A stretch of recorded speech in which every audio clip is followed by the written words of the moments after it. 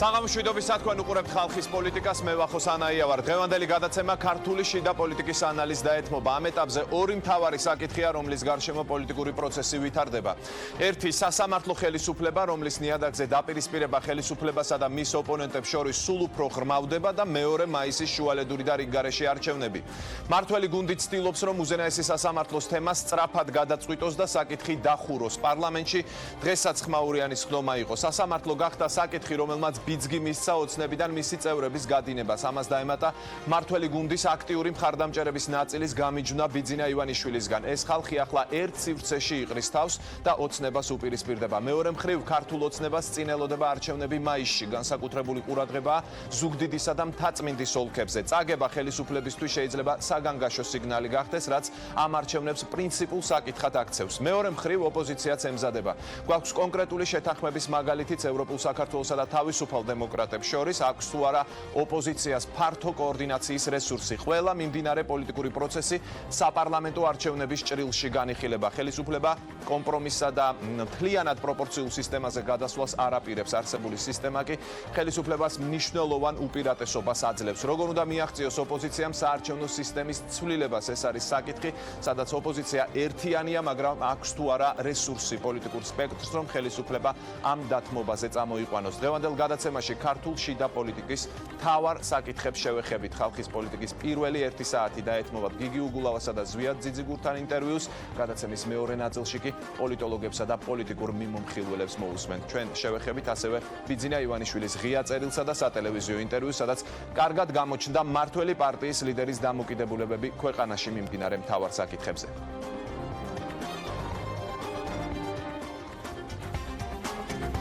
დღეს ხალხის პოლიტიკაში პოლიტიკურ ლიდერებს, პოლიტოლოგებს, ექსპერტებს, პოლიტიკურ მიმომხილველებს მოусმენთ. შიდა პოლიტიკა, რა მიმართულებით მიდის პროცესები? პროცესები მართველი პარტიის შიგნით. მე ვტოვებ ქართული ოცნების უმრავლესობას, მაშინ როდესაც ქვეყანაში ასე სვამს პარტიის თავმჯდომარის საკითხს, რომ ლევან მურუსიძე არის გმირი, მიუღებელი ამიტომაც მივიღე გადაწყვეტილება და ვერდებით დაიცავი საქართველოს. წარმატებებში სულობ და ვერავით არ შანწყავს პოლიტიკური კრიზისის ჩვენს გუნდში, მართალი დამხმარება. ეს არ არის არც ერთ შემთხვევაში რაიმე სახის კრიზისის მანიშნებელი. პროცესები ოპოზიციურ სპექტრში. ერთადერთი ჩვენთვის ძალიან მნიშვნელოვანი ეს არის პროდასალურ პარტიებთან რეალური ერთობა. ოპოზიციურ პარტიებს მოგვიწევს თანამშრომლობა და კოორდინაცია, რადგან ეს ხელისუფლება გავისწროთ არჩევნების გზით. პროცესები და განწყობები ხალხში. ახალი მოძრაობები. ერთი პოლიტიკური ორგანიზაცია ისეთნაირად გაუშვათ ხელისუფლებიდან, რომ არ დავაბრუნოთ ის პარტია, რომელმაც ძალიან დიდი განსაცდელი მოუვლინა საქართველოს. მე დიდი იმედი მაქვს, რომ ეს ამოხალხო პლატფორმა იქნება საფუძველი დიდი გაერთიანების. პოლიტიკური შეთანხმებები და უთანხმოებები. როგორ დაალაგდება არეული პოლიტიკური დაფა საპარლამენტო არჩევნებამდე. გამორჩეული უბნისთვის შევარჩიეთ გამორჩეული და ძალიან ღირსეული კანდიდატი. ლადო კახაძე. ზუგდიდელი გავხდი. ეს იქნება ჩვენი პოლიტიკური სტრატეგიული თანამშრომლობის დასაწყისი. არჩევნები მაისში, როგორც პრინციპული საკითხი. ტესტი საზოგადოების განწყობის შესამოწმებლად. რეპეტიცია, ძალების მოსინჯვა და მზადება საპარლამენტო არჩევნებისთვის, რომელმაც უნდა უპასუხოს შეკითხვას. როგორ და რა ფორმით რჩება ხელისუფლებაში ან მიდის ოცნება. დღეს ხალხის პოლიტიკაში შიდა პოლიტიკის ანალიზი საღამოს 8-ზე. მაშასე ჩვენი გადაცემის პირველი სტუმარია გიგი უგულავა. საღამოშვიდობისა. დიდი მადლობა რომ ხართ ჩვენ სტუდიაში, დაბრძანდით. დავიწყოთ საუბარი იმაზე, რაც ხდებოდა დღეს საქართველოს პარლამენტში. ეს ეხება სასამართლოს და ბუნებრივი ამას გვერდს ვერ აუვლით. რაღაც დეტალებში შესვლას არ დავიწყებ, იმიტომ რომ საზოგადოება ადევნებს თვალყურს. კარგახანია უკვე ამ პროცესს. მე მინდა გკითხოთ თქვენი აზრით, რატომ ჩქარობს ამ საკითხის დახურვას ხელისუფლება. ასე სწრაფად რატომ აკეთებს ამ ყველაფერს? საღამოშვიდობისა, სალმები მაყურებელს, ასევე მადლობას მოგიხდით მოწვევისთვის. ჩქარობს იმიტომ, რომ იცის რომ თავისავე საზიანო საქმეს აკეთებს. ბიძინა ივანიშვილი ქვეყანაზე დიდი ხანია აღარ ზრუნავს, ის ზრუნავს საკუთარი ძალაუფლების გამტკიცება შენარჩუნებაზე და საერთოდ ხელისუფლების ხრწნის სიმპტომი სწორედ არის ის, როდესაც ბრძოლა მიდის ძალაუფლებისთვის და არა ხალხისთვის. დღევანდელი სურათიც ამის მანიშნებელია. ჩვენ გვყავს ხელისუფლება, რომელიც მზადაა საკუთარი უმრავლესობაც კი დაშალოს, გაწიროს თავისი ძველი თანამებრძოლები, იმის ოღონდ კი მიაღწიოს საწადელს, მაგრამ საწადელი ამ შემთხვევაში არის იმდენად შეუძლებელი მისია, ფორმალურად მან შეიძლება ეს კლანი ადგას და დასვას და დაერქვას მათ, რომ ისინი 3 დღემდე იქნებიან სასამართლოში, მაგრამ მე აბსოლუტურად გადაჭარბების გარეშე შემიძლია ვთქვა, ეს ხალხი დიდი ხანი სასამართლოში ვერ იქნება. ის ხალხი წავა ივანიშვილთან ერთად სასამართლოდან. არავით არის უადოდ დანიშნული მურუსიძეს საქართველოს სასამართლოს და ჩვენი შვილების და შვილიშვილების სიმბოლოდ ვერ იქცევა მომდევნო 30 და შეიძლება მეტი წელიწადიც. მაგრამ აქ არის ხა საუბარი რაზე? თქვენ ნახეთ ალბათ, რომ ივანიშვილს აქვს ამბიცია გაცილებით უფრო დიდი. მან შემოგთავაზა საქართველოს ისტორიის გადაწერა, სადაც 9 აპრილს მხოლოდ 1 ოქტომბერი გაუთანასწორა, ისე რომ თითქოს საქართველოს ისტორია მთელი ამ პერიოდის განმავლობაში წარუმატებლობების ისტორია იყო და თითქოს ერთადერთი წარმატება არის 1 ოქტომბერი, ანუ როდესაც თვითონ მოვიდა ძალაუფლებაში, ის ურცხვად საერთოდ არც ახსენებს ამ ისტორიულ ექსკურსში ვარდების რევოლუციას, რომელიც როგორც ფუნდამენტურ მოვლენას ქართულ პოლიტიკაში, რომელიც იყო საქართველოს ამ თვალსაზრისით იყო ლოკომოტივი და პიონერი მთელს რეგიონში ცვლილებების. ამიტომ ის აყალბებს ისტორიას და გვთავაზობს სერიალებს, მისი მაქსიმუმი გემოვნების ჩვენ უკვე ვნახეთ ჰეროკრატიის სახით და მისი ესე ვთქვათ კარის რეჟისორ გოგა ხაინდრავას მიერ გადაღებული და ამავე დროს გვეუბნება რომ თურმე მურუსიძე არის წმინდანი, ხოლო შალვა შავგულიძე არის დამნაშავე.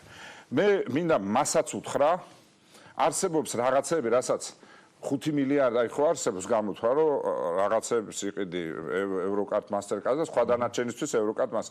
ამ კაცს ესეც წარმოდგენა აქვს რომ ყველაფრისთვის შეიძლება და ყველაფერი შეიძლება ფულით იყიდო.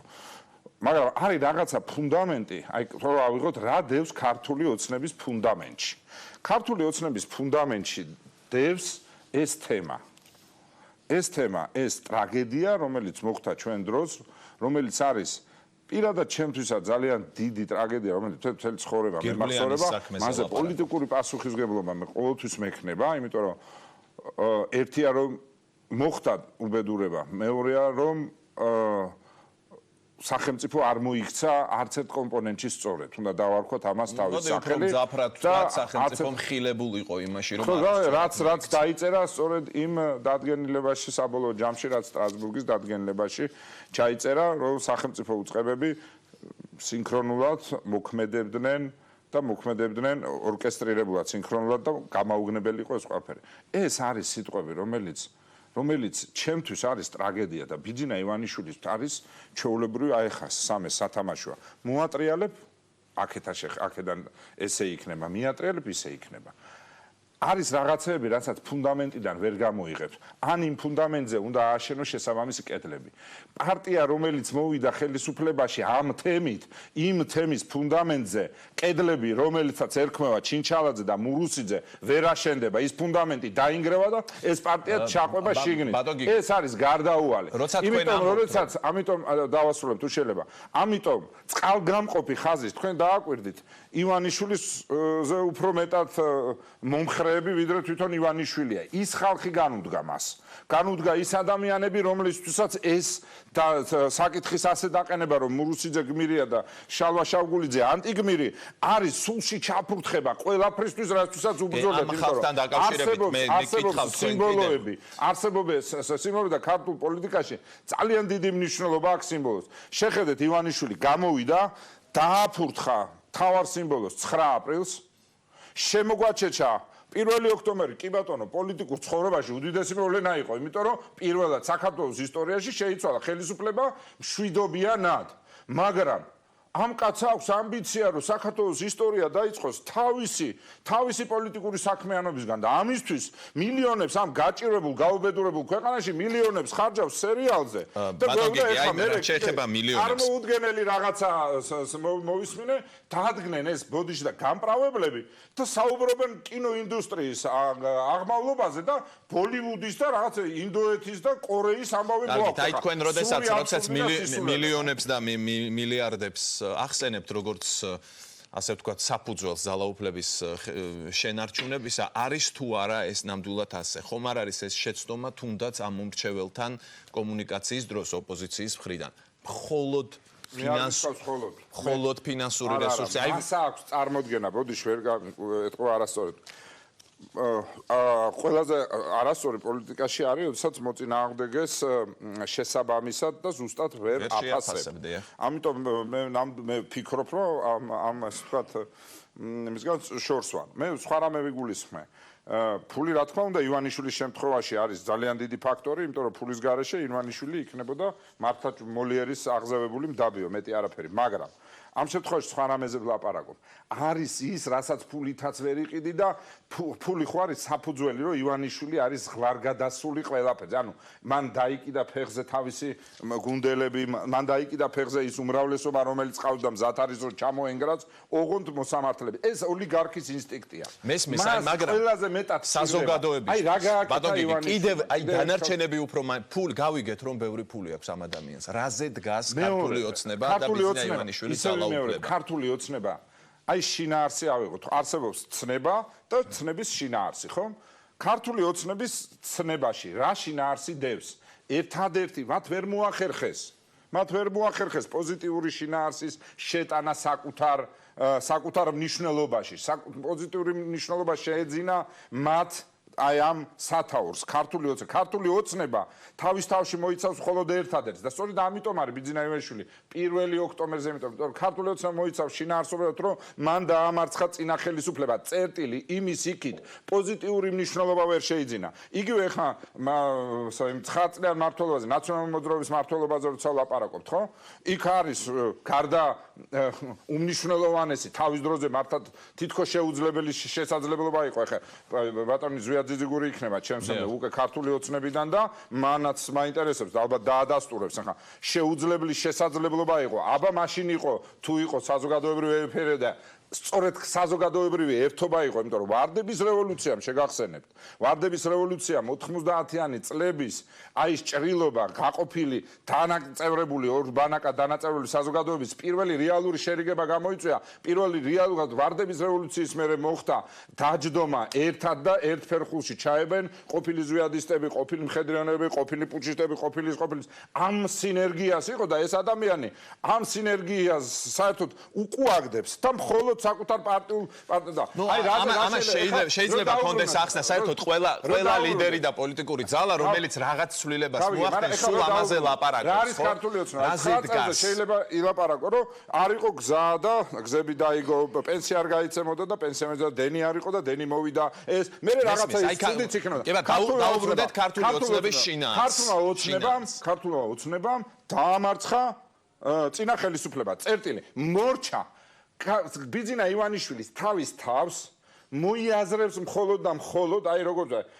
თითქოს აი გრაალის მცველს უწოდებს აი ფიგურალურად თქვა თავის თავს და ოღონ იცავს იმას რომ ჩვენ არ მოვიდეთ ხელისუფლებაში მეტი ამოცანა არ აქვს კი ბატონო აი ახლა შეკითხვა უნდა დაგიშვათ ბატონო გიგი ნახეთ რა ხდება მას აღარ ადარდეს ერთი საკითხი არც არავინ აღარ ადარდეს ერთი საკითხი ფული მხოლოდ და მხოლოდ ფინანსური რესურსი კი ბატონო ფული ფინანსური რესურსი რაც ახსენეთ როგორც ერთი კომპონენტი ასევე ის რომ არ მოუშვას ყოფილი ხელისუფლება კვლავ ძალაუფლების სათავეში და ამან იმუშავა და ალბათ გარკვეულწილად ახლაც მუშაობს, მაგრამ მხოლოდ ეს ორი საკითხია. არის რაღაცეები ალბათ და ამაზე მაინტერესებს თქვენი აზრი, როგორ ინარჩუნებს ის ძალაუფლებას. მხოლოდ ფულით და ყოფილ ხელისუფლებაზე აქცენტით თუ არის კიდევ რაღაც საზოგადოების განწყობებში, რაც მას ამ გამარჯვებებს აძლევს უკვე მე-7 წელია. მოდი ესე ვთქვათ რა.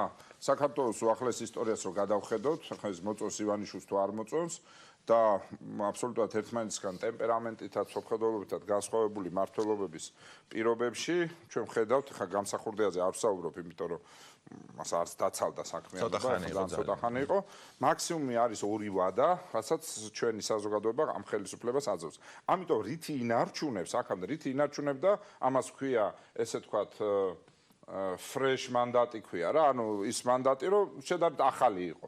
ყოველ შემთხვევაში პირველი წელი პირველი ესე ვთქვათ წლები ხელისუფლების შენარჩუნება საერთოდ არც არაფერი ძალისხმევა არ უნდა. კი ბატონო, უფრო ადვილი, ეს მოხდა სამივე შემთხვევაში. იმიტომ ხო, თუმცა მთელი პრობლემა ივანიშვილის მმართველობის იყო ის, რომ შესაძლებლობების ფანჯარა, რომელიც გაიხსნა იმ ხელისუფლების მშვიდობიანი ცვლილებით, რომელიც მოხდა 2012-ში, იმის ნაცვლად, რომ მას კონვერტაცია მოეხდი, სოფოსორეთ, გაეგრძელებინა ეს გზა არაპოლიტიკური შურისძიების, ანგარიშჭორების, ბოღმის და უბედურების, რომელსაც ეხლა თვითონ სხვას აყვედრის, არამედ რეალურად წარსულიდან წამოიღო, რაც კარგი იყო და რაც ცუდი იყო წარსულში დაეტოვებინა. აი ეს პრინციპი, ისე როგორც დემოკრატიული ქვეყნები ვითარდებიან, ამან ადგა და კონვერტაცია მოახდინა და პრინციპში წარმოადგინა 1 ოქტომბერი როგორც რევოლუცია, ოღონდ მომხდარი საარჩევნო ყუთებთან. და რევოლუციური შინაარსი მიცა, როდესაც ის ეხა აღზევებული მეორე კაცი რო ყავს, ღარიბაშვილი, რომელიც აბსოლუტური უტიფრობა იყო, ღარიბაშვილის შეჭეხა. მაშინ მართლმადიდებლური მნიშვნელობით ჯოხი რო ჩაერჭო, იმასაც მივიღებდით საზოგადოება, იმიტომ რომ მნიშვნელობა არ იყო, მაშინ ივანიშვილი იყო, მაგრამ ყოველად მოუმზადებელი, ყოველად აბსოლუტურად შეუფერებელი ადამიანების კასკადი მივიღეთ. და მთავარი პრობლემა ეხა ქართულ ოცნებაში რაც არის, მათ აღარ დარჩათ პოლიტიკოსები. პოლიტიკა მოკლა, იმიტომ რომ მართავს ქვეყანას როგორც ქარხანას. აი აღარ ვარ ეს კაცი და გავაგდე და პოლიტიკაში ადამიანებს ვერ აგდებენ. პოლიტიკაში ეს არ არის რომ გავაგდე, ეს ადამიანი გაძლიერდება, მობრუნდება და მესმის, მაგრამ აი თქვენ როდესაც 2 ვადა ასეთი ადამიანის რაოდენობას ამ ქვეყანაში უკვე მილიონს თქვენ ახსენეთ 2 ვადა და ეს პრაქტიკა რაც იყო ქართულ პოლიტიკაში ასე ხდებოდა მართლაც შევარდნაძის შემთხვევაში, სააკაშვილის შემთხვევაშიც და ახლა ის ძალიან ახლოს არის, ყოველ შემთხვევაში ის ასე ფიქრობს, მათ თქვა რომ ოპოზიციიდან არანაირი განსაკუთრებული ხიფათი მათ ძალაუფლებას არ ემუქრება, ძალიან ახლოს არის რომ 2020-ის შემდეგაც დარჩეს. ის ასე ფიქრობს და ქართული ოცნება ასე ფიქრობდა სააკაშვილიც, რომ ის დარჩებოდა ძალიან ახლოს იყო ივანიშვილი რომ არ გამოჩენილიყო, ალბათ თქვენ 2012 წელსაც მოიგებდით სავარაუდოდ, მაგრამ ახლა რას ელოდება ოპოზიცია, ეგ მაინტერესებს. მაშინ გამოჩნდა ივანიშვილი და მან შეცვალა ყველაფერი თავდაყირა დააყენა ქართულ პოლიტიკაში. ახლა ასეთი ფიგურა არ ჩანს და ალბათ არც იქნება 2020 წლამდე ოპოზიციას რა რესურსი აქვს აი ამ წუთას, რომ 2020 წელს შეცვალოს ქართული ოცნება. აი ხედავთ აი ესეთ ფაქტორებს. ჯერ დავიწყოთ იქიდან, რომ ოპოზიციის პოლიტიკური რესურსი გაცილებით უფრო დიდია დღეს, ვიდრე თუნდაც 2002 წელს იყო და თუნდაც 2011-12 წლებში იყო. მე არ ვსაუბრობ ფინანსურ რესურსები, რა თქმა უნდა, ივანიშვილის ფინანსურ რესურსებს საქართველოში ტოლი არ აქვს, მაგრამ ისე ვიმეორებ, რაღაცა მომენტიდან ეს ყველაფერი აღარ მუშაობს. რაღაცა მომენტიდან კიდე ეს ყველაფერი შენ წინააღმდეგ მუშაობს. ივანიშვილი ძველი ბერძნული მითების მსგავსად, აი ღმერთო ფული მომეცდა, ყველაფერი რო ოქროდ გადაიქცევა და ბოლოში შიმშილის გარო დაიღუპება, ეს მითი არსებობს ესეთი, აი ივანიშვილი გადაიყოლებს საკუთარი სიხარბე და საკუთარი ესე თქვათ 100%-იანი რწმენა თავისი ფულადი რესურსების მიმართ. მისი ღმერთი არის მამონა. ამიტომ გონია რომ ყველაფერს იზამს ამ ფულით. ამიტომ არის ესე თავდაჯერებული, ამიტომ არის ესეთი უტიფარი, რომ გაბედა და მურუსიძე კარგ კაცად შემოასახა საზოგადოებას და შალვა შაგულიძე ცუდ კაცად, გაბედა და 9 აპრილი ხა ისე იყო და 1 ოქტომბერია მთავარიო, აი ამას ბედავს მხოლოდ და მხოლოდ იმიტომ, რომ მას აქამდე ეს ყველაფერი გადიოდა. ეხლა რაც შეეხება საქართველოს პოლიტიკაში ეს სხვათა შორის ჩვენი ქვეყნისთვის მე მიმაჩნია რომ არის ძალიან კარგი, რეალურად დაგროვდა გინდა ოცნების წიაღიდან და გინდა ადრე ნაციონალური მოძრაობის წიაღიდან და თუნდაც 90-იან წლებიდან დაგროვდა უკვე ძალიან ბევრი ადამიანი, რომელსაც აქვს ძალიან კარგი წყობრი, პოზიტიური და ნეგატიურიც მათ შორის გამოცდილებები ქვეყნის მართვის და ქვეყნის წინ წაწევის. რა ჭირდება ამ ქვეყანას, რა ჭირდება ჩვენ საზოგადოებას იმისათვის, რომ მივიღოთ სწრაფი ეკონომიკური ზრდა, იმისათვის, რომ ცხოვრება გახდეს უკეთესი, იმისათვის, რომ სიბერე გახდეს პროგნოზირებადი და გაცილებით უფრო დაზღვეული და ნორმალური, აი რა ჭირდება ამისთვის დაგროვდნენ ის ადამიანები თქვა. ამიტომ რა დამეთანხმებით, რა ბაგაჟიც მაგალითად იგივე 2002 წელს ოპოზიციას არ გქონდა. ამ ხელა გამოცდილება და ცოდნა, რაც დაგროვდა ამ წლების მანძილზე არ გქონდა. ამიტომ ეს არის უმნიშვნელოვანესი. საბოლოო ჯამში, როცა ჩვენ საუბრობთ ალტერნატივაზე, ალტერნატივა არ არის ამ შემთხვევაში ჩვენი საზოგადოება მე დარწმუნებული ვარ, კითხვა იმასთან დაკავშირებით კი არა, ამ ხალხს შეუძლია თუ არა ქვეყნის მართვა.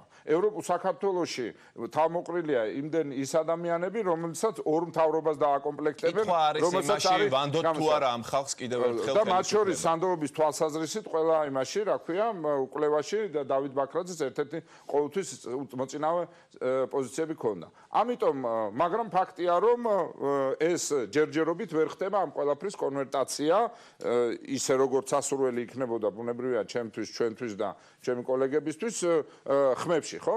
მაგრამ ამიტომ პრობლემა ერთი რაც არის გამოცდილება და ცოდნა არის ჩვენ ჭირდება რომ მეტად დავარწმუნოთ ჩვენი საზოგადოება იმაში ის კი არა რომ ჩვენ ქვეყნის მართვა ვიცით. არა, ახალი იდეები უნდა შევთავაზოთ და მეორე დავარწმუნოთ იმაში, რომ ჩვენ ძველ შეცდომებს არ გავიმეორებთ.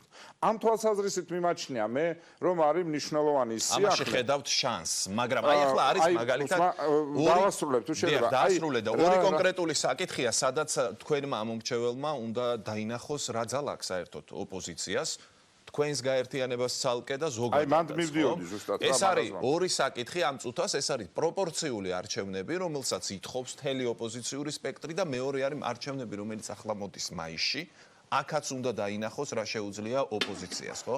აი პროპორციულზე როგორ აპირებთ, რას აპირებთ? ჯერ დავიწყოთ პირველი რომ იმისათვის რომ საზოგადოებამ შენ აღიქვას ნებისმიერი ხელისუფლების ალტერნატივა. რათა უნდა დაჩაჩანაკებული, მავნებლური, რა ვიცი, არაფრის მაქნისი და დამნაშავე იყოს ხელისუფლება, საზოგადოებამ უნდა დაინახოს, ირწმუნოს, რომ ალტერნატივა არის უკეთესი. ალტერნატივა არის უკეთესი. მით უმეტეს იმ პირობებში, როცა ჩვენ ვხედავთ, აი როგორც რუსეთი საერთაშორისო არენაზე პოზიციონირებს. კი, ჩვენ არა ვართ კარგები, მაგრამ ისინი ცუდები არიან. ზუსტად 2016 წლის მერე ქართული ოცნების პროპაგანდა რეალური პროპაგანდა, აი თავის კოორდინატორები რო დადიან, ზუსტად კი ვერაფერი ვერ გაგიკეთა ჩვენმა მთავრობამ, მაგრამ იმაზე უკეთესია. იმაზე უკეთესია და ძალიან სასაცილო მდგომარეობამდე შეიძლება მივიდეთ, რომ იმაზე უკეთესია, მარტო შეიძლება რაღაც სერიალები ახსოვს ადამიანებს, რომ ხა 10 წელი გადის უკვე თითქმის და ადამიანები გაიზარდნენ, რომელსაც აი ეს გავეშებული ძახილი იმის კივილწივილი იმის რა ქვია 9 წელი შინაარსიც აღარ ესმით. ახალ თაობა შინაარსიც კი აღარ ესმით. იმიტომ არის ესეთი გამწარებული და იმიტომ აპირებს სერიალების ყურებას, რომ გონია რომ ეხა ბაქარა ორჯონიკიძეს რო შეადარეს და ამან რო იმუშავა მის წინააღმდეგ, ეხლა რაღაცას გააკეთებს იქ და საპირისპირო შექმნის. დარწმუნებული ერთი ჩემი ცოლის დაქალები და მეორე ზელენსკის ისტორია და ზელენსკის სერიალის სულგანარო და ეს ორი რამეთი ეხლა არის დათრგუნულის და ახტოვანებულის და მიიღო ბრძენმა გადაწყვეტილება და აპირებს სერიალების გაკეთებას და ამას არ ესმის რომ ეს არის ნიჭიერად გაკეთებული და მისი მთავარი პრობლემა და მისი მთავრობის მთავარი პრობლემა მათ შორის ყველაფერთან ერთად არის უნიჭობა. უნიჭობა. არაფერი მათი ხელიდან არ გამოდის. აი ეხლა ისევ გამოვალ შედეგებიდან. იგივე ეხლა ხა მაგრამ ფაქტია რომ შედა ეხლა აიღეთ დღევანდელი პრემიერ-მინისტრი. აი მესი იგებს. ეს არის მნიშვნელოვანი. ფაქტი არის იგებს. ეგრე იყო ფაქტი რომ იგებდით და მე უცბად პირველი მნიშვნელოვანი მოსახვევში ავსრიალდით და გადავსრიალდით. ასე რომ ამას აქვს ყველაფერს თავისი დრო მოვიდა, იმიტომ რომ საზოგადოებრივი განცდა იმისა, რომ ცვლილებების შინაგანი მზაობა საზოგადოებას აქვს უკვე. აქვს შინაგანი მზაობა. ეს არ იყო 16-ში, არ იყო 17-ში, მათ შორის 18-შიც კი არ იყო. 18-შიც კი არ იყო. თუნდაც ეხა მათი ესეთი პროპაგანდისტები რა საუბრობენ. კიო, მე ჩვენ ხედავთო რომ ეკანონზომიერება არსებობს, მაგრამ 12-16 წელი ეს ხო გარდამავალი პერიოდი იყო. აი ასეთ ხავს ეჭიდებიან ეხლა ესენ. 18-ში შესაძლოა 18-შიც იყო ბატონი, მაგრამ დაჯდა ისეთი კომბინაცია, სადაც ხალხმა გადაწყვიტა სხვანაირად. 20-ის კომბინაციაზე ვილაპარაკოთ. 20-ის კომბინაციაზე რო ვისაუბროთ, ამისთვის მაშინ იგივე 19 მაისის არჩევნები შეგვიძლია წარმოვიდგინოთ როგორც ერთხელ გენერალურ რეპეტიციას. 18-ის მეორე ტურმა გვასწავლა რა? რომ ეს ხელისუფლება წამსვლელია ყველანაირ დარღვევაზე. საქართველოში ყველა საერთაშორისო შეფასებით 2018 წლის მეორე ტური იყო ვარდების რევოლუციის შემდეგ ყველაზე ცუდი არჩევნები. წერტილი ამაზე საზოგადოება შეთანხმდა და ამაზე საზოგადოება არის გაბრაზებული. ამას საზოგადოება დიდი ხანი კიდე არ აიტანს, რაც არ უნდა ეხლა იმითი, რა ქვია, პირსიცხლიანი დახატონ პლაკატებზე სააკაშვილი და მე და კიდე ნებისმიერი სხვა. ამას აღარ აიტანს, იმიტომ რომ ეს იყო სულში ჩაფურთხებული არჩევნები. და ამის მოლოდინი სამწუხაროდ მე მაქვს 2020-შიც. იმიტომ რომ რაც უფრო გაუჭირდებათ, ესენი ყველანაირ სიბინძურეზე წავიდნენ. მაგრამ არის რამდენიმე მნიშვნელოვანი ისისა.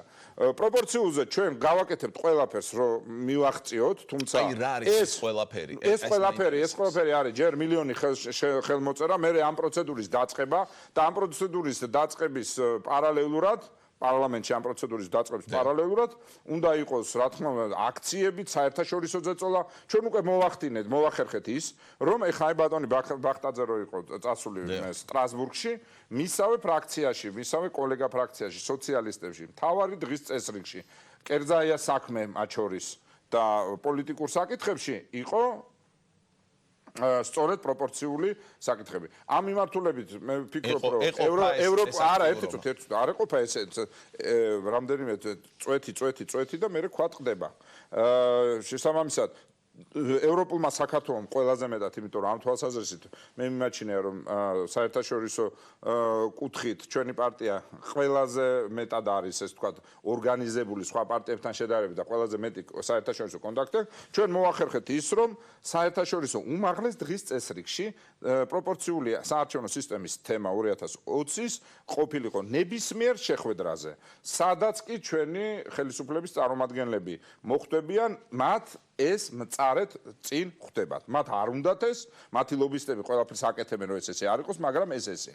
რა თქმა უნდა, ეს საბოლოო ჯამში საერთაშორისო იძულება არ არის საკმარისი, საზოგადოებრივი იძულება შიგნით უნდა იყოს ქვეყნიდან საზოგადოების შიდა მოთხოვნა. ანუ აქციებსაც აპირებთ. რა თქმა უნდა, არ გამორიცხავ არც ამას, არც აქციებს, არც ყველა ლეგალურ საშუალებას იმისათვის, რომ რა მოვითხოვოთ, ოღონდ მოვითხოვოთ ის, რასაც თვითონაც გვეუბნებიან, რომ 24-ში კია, კაი, და სხვათა შორის 11-ში რომ დაწერეს თავიანთი პროგრამა, 12-ში იქ ეწერა, რომ გამარჯვებისთანავე გადავალთო, მაგრამ ეს ყველაფერი მოიტყუეს, მასაკნეს შემდეგ 16-ში არა ცოტა დრო დაგვჭა, ძალიან სწრაფად გავიდა ეს დრო, მინდა რაღაცები მოვასრო. აი თქვენ რო თქვით, აი ეს პროპორციული ერთი საკითხი, მაგრამ ასევე 2020-ის არჩევნება, 2018-ის არჩევნება დაგვანახა ერთი რაღაცა. ეხლა აღარ შევალ იმაში, რა ცუდად ჩატარებული იყო ეს არჩევნები, უკვე ვილაპარაკეთ, დროს დავზოგავ, მაგრამ დავინახეთ ერთი რაღაცა. ისევე როგორც 2012 წელმა. ხალხი ცვლილებებს უკავშირებს მხოლოდ არჩევნებს. წერტილი. აქ ჩვენს როგორც ჩვენი საზოგადოების პასუხისმგებლობის მქონე ნაწილი ვამბობთ, რომ ცვლილებები უნდა განხორციელდეს მარტო არჩევნებით და მე 18 წელმა მიუხედავად იმისა, რომ ყველაზე ცუდი არჩევნები იყო ჩატარებული ვარდების რევოლუციის მერე, მაინც ვამბობ, რომ მე პირიქით დამარწმუნა იმაში, რომ არის რესურსი იმაში, რომ არჩევნებით გავისტუმროთ ბიძინა ივანიშვილი და გეტყვით როგორ.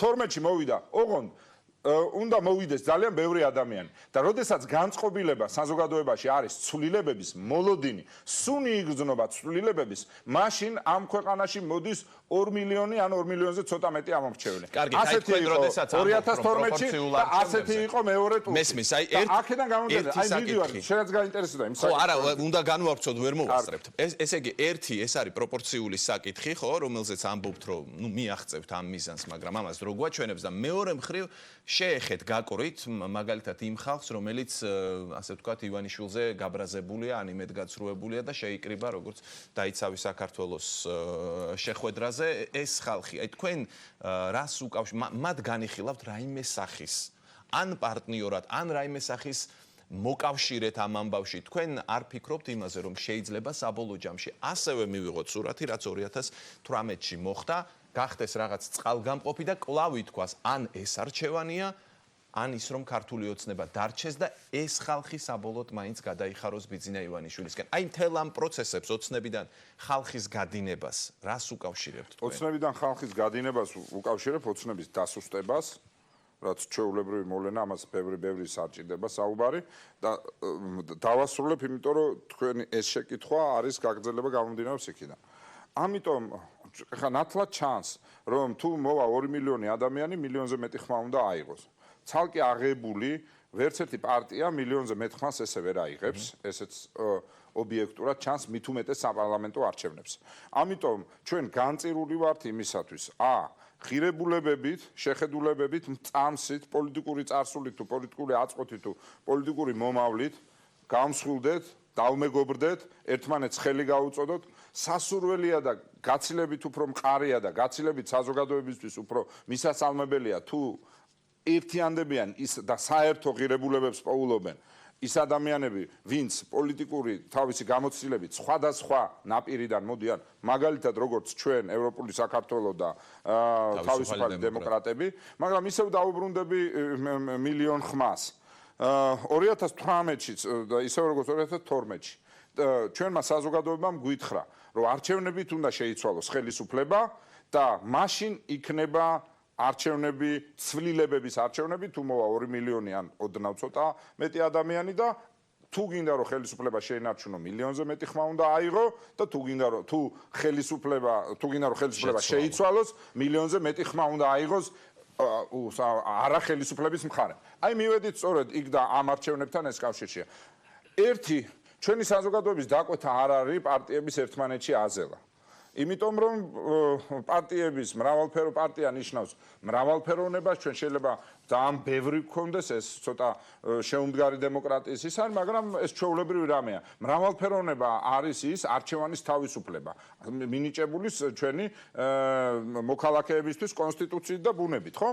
ამიტომ აზელვა არ არის სწორი. ეხლა რომ დააკვირდეთ სახელმწიფო პროპაგანდას მეორე ტურის მერე ცდილობენ რომ აი ისა ივანიშვილიდან დაწყებული და ყველა დამთავრებული ეგენი ხო ერთნი არიან ჩვენ ამითი არ ვზარალდებით ანუ მე გულისხმობ ევროპულ საქართველოს და ნაციონალურ მოძრაობას ეხლა შავგულიძის მიმართაც ეს რაღაც ნეგატიური შლეიფის აგორებასაც რომ ეგენი ხო ერთი არიან და ფაქტიურად ნაციონალთან მივიდა ეს ბრიყული პროპაგანდაა მაგრამ მათთვის მიმინდია აქ საუბარი რაზეა იცით რომ გაერთიანებები უნდა მოხდეს და გამსხვილებები უნდა მოხდეს მაგრამ პირველ რიგში ჯობია მოხდეს ღირებულებებზე დაფუძნებული როგორც არის ევროპული საქართველო და თავისუფალი დემოკრატია ამ თვალსაზრისით რა თქმა უნდა ჩვენი კარი არის ღია რა ტიპის თანამშრომლობა და იმას მივედით თქვენ კითხეთ რომ მაგალითად ნაციონალურ მოძრაობასთან რა ტიპის თანამშრომლობა სხვადასხვა ტიპის თანამშრომლობა შეიძლება იყოს ბლოკში ვართ თავისუფალ დემოკრატებთან და ღია გვაქვს კარი სხვა პროდასავლური ესე ვთქვათ მემარჯვენე და ლიბერალური ღირებულებების ერთგული პოლიტიკური ჯგუფების მიმართ იქნება ეს პარტია თუ იქნება ეს ინდივიდები ან შეიძლება საზოგადოებრივი ორგანიზაციები რაც შეეხება იმას რა ქვია თქვენ მკითხეთ დაიცავი საქართველოსთან დაიცავი საქართველოს მე ჯერჯერობით ჯერ ვერ შევატყე უბრალოდ იმ ხალხს ვინც იქ იყო შეკრებილი ღრმა პატივისცემის მიუხედავად ეხლა მე ინდივიდუალურად არავის არ გამოვყოფ შეიძლება აბსოლუტურად განსხვავებული პოლიტიკური გემოვნება ქონდეს მაგრამ შეურაცხყოფის მიყენებს ნამდვილად არ ვაპირებ და არც მომწონს რომ აყენებენ შეურაცხყოფას იმიტომ რომ ამ ადამიანებმა უკვე მნიშვნელოვანი ნაბიჯი გადადგეს და თქვეს ივანიშვილს სახეში თვალები გაუსწორეს თვალში გაუყარეს და უთხრეს რომ შენ თუ აპირებ რომ მურუსიძე იყოს გმირი და შავგულიძე იყოს ანტიგმირი ჩვენ ამ ბრძოლაში ჩვენ არც მოყვებოდი და არც აწი წამოყვები კარგით მაგრამ არის ერთი საკითხი თუ კი პროპორციული ბატონ გიგი დატოვეს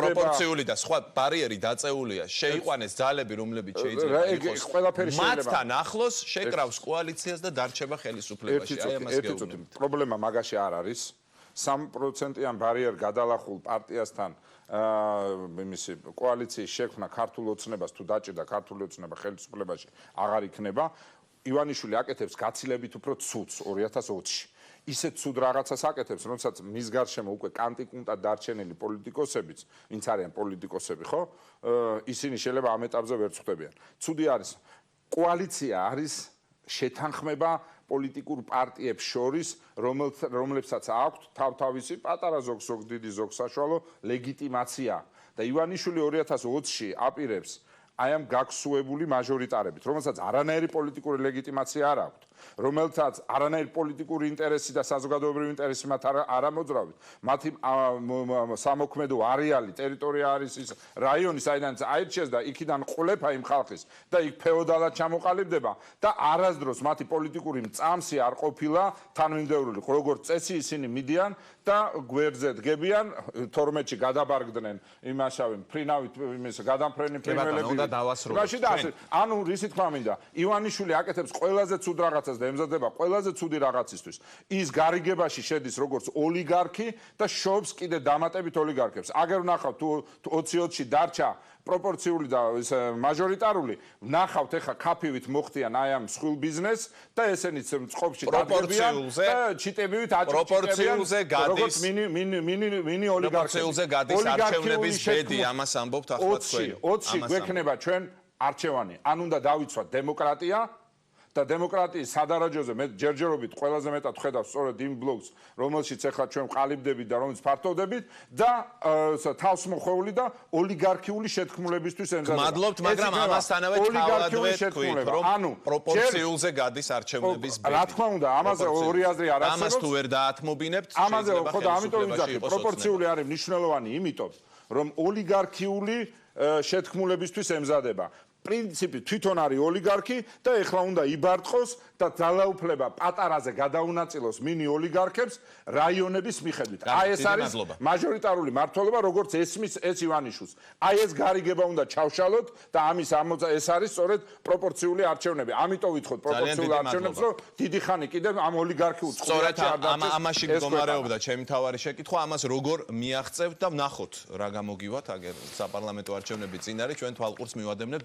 დიდი მადლობა სტუმრობისთვის. გიგი უგულავა იყო ჩვენი სტუმარი. ჩვენ ახლა კიდევ ერთი სტუმარი გვეყოლება, გმადლობთ და ზვიად ძიძიგურს ვთხოვ შემოვიდეს ჩვენთან სტუდიაში. საღამოშვიდობისა.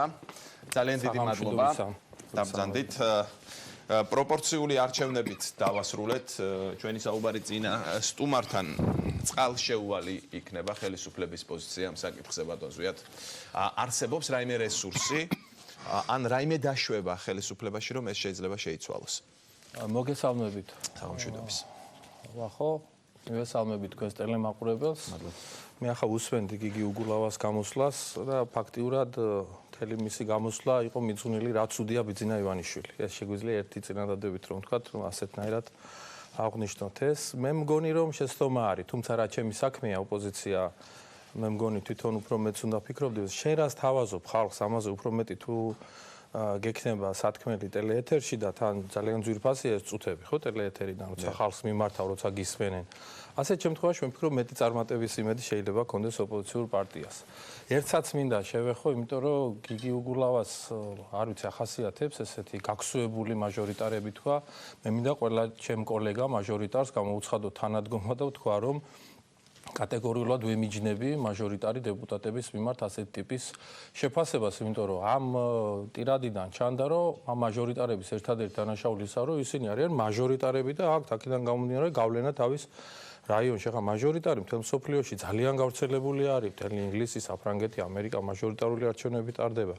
ამიტომ რაც შეეხება პროპორციული მაჟორიტარული არჩევნების თემას, აზრს თქვენ დასვით კითხვა.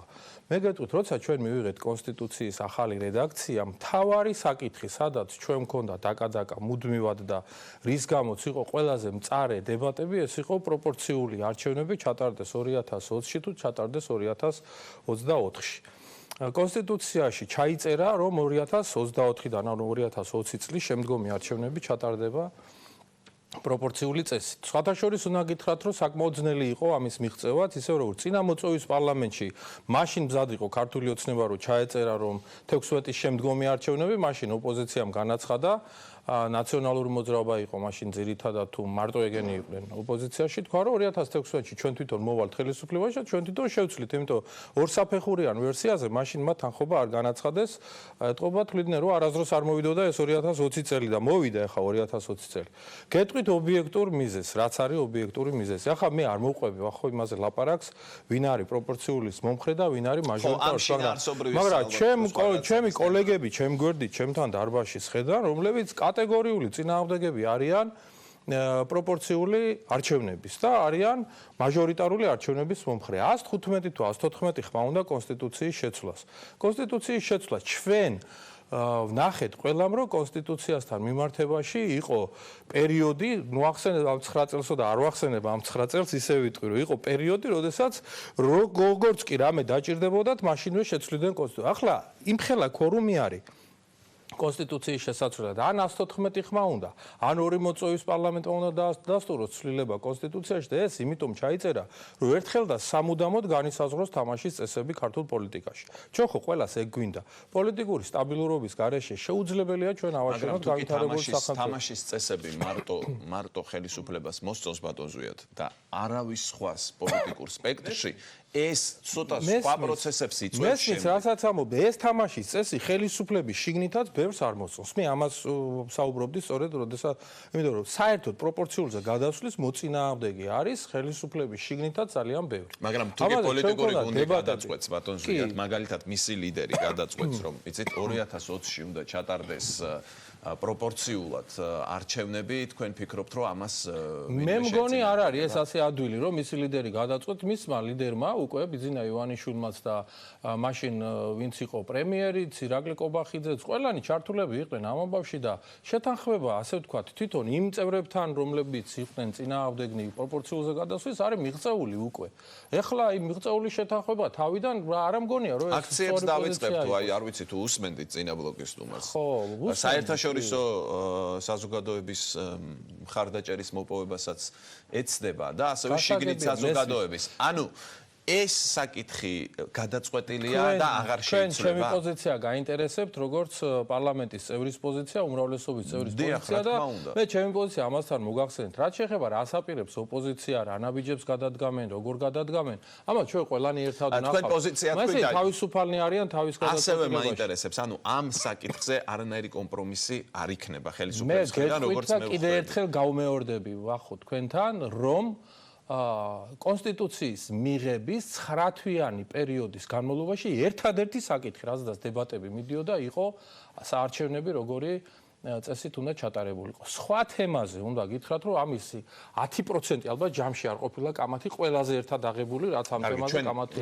რეკლამის როგორ ბატონზვიად, რეკლამის შემდეგ დავბრუნდები და განვაგრძობთ საუბარს. არაერთი საკითხია, მათ შორის სასამართლო, რომელიც ერთ-ერთ მთავარ თემად იქცა ამ ბოლო პერიოდში. დავბრუნდებით რამდენიმე წუთში.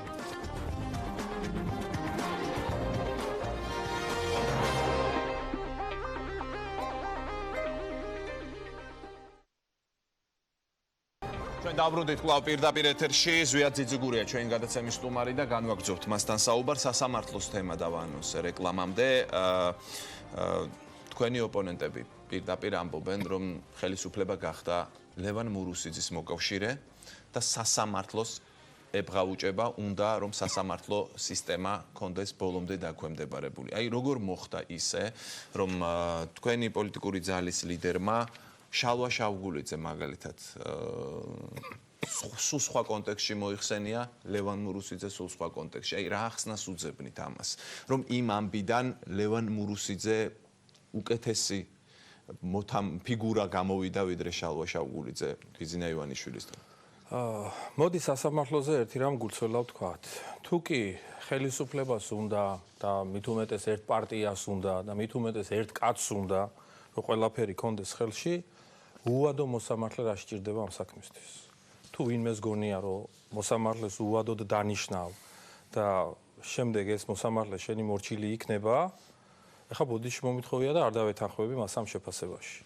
ვენეციის კომისიის ერთ-ერთი მთავარი მოთხოვნაც რაც იყო თავის დროზე, რომ მოსამართლეების დანიშნა ყოფილიყო უვადო. მე შეგახსენებთ ახლა რომ 2013 წელს თავარი თემა ასევე საკამათო და დებატების თემა იყო, რომ მოსამართლეთა იმ კორპუსისთვის, რომელი კორპუსით ჩვენ დაგვხვდა, უნდა მიგვეღო თუ არა უვადოდ მოსამართლეების დანიშნის თემა და მაშინ გადაწყდა ეგ საკითხი უვადოდ დანიშნის სასარგებლო. იმიტომ მთელი ევროპა, რომელთან ასოცირებისთვის ჩვენ ვემზადებოდით, მთელი ვენეციის კომისიები და ყველა საერთაშორისო ექსპერტი და ყველა ჩვენი უცხოელი პარტნიორი უჭერდა მხარს უვადოდ მოსამართლეების დანიშნას. მაგრამ იმაში თუ ვინმე იტყვის, რომ უვადოდ მოსამართლეს დანიშნა ხა ხელისუფლებას, აღმასრულებელ ხელისუფლებას ამ შემთხვევაში ან პოლიტიკურ ხელისუფლებას უნდა რომ სასამართლო დამოუკიდებელი ყავდეს, მაშინ ეს დემოკრატი ხელისუფალი ყოფილა და სადა აქ ავტორიტარიზმი.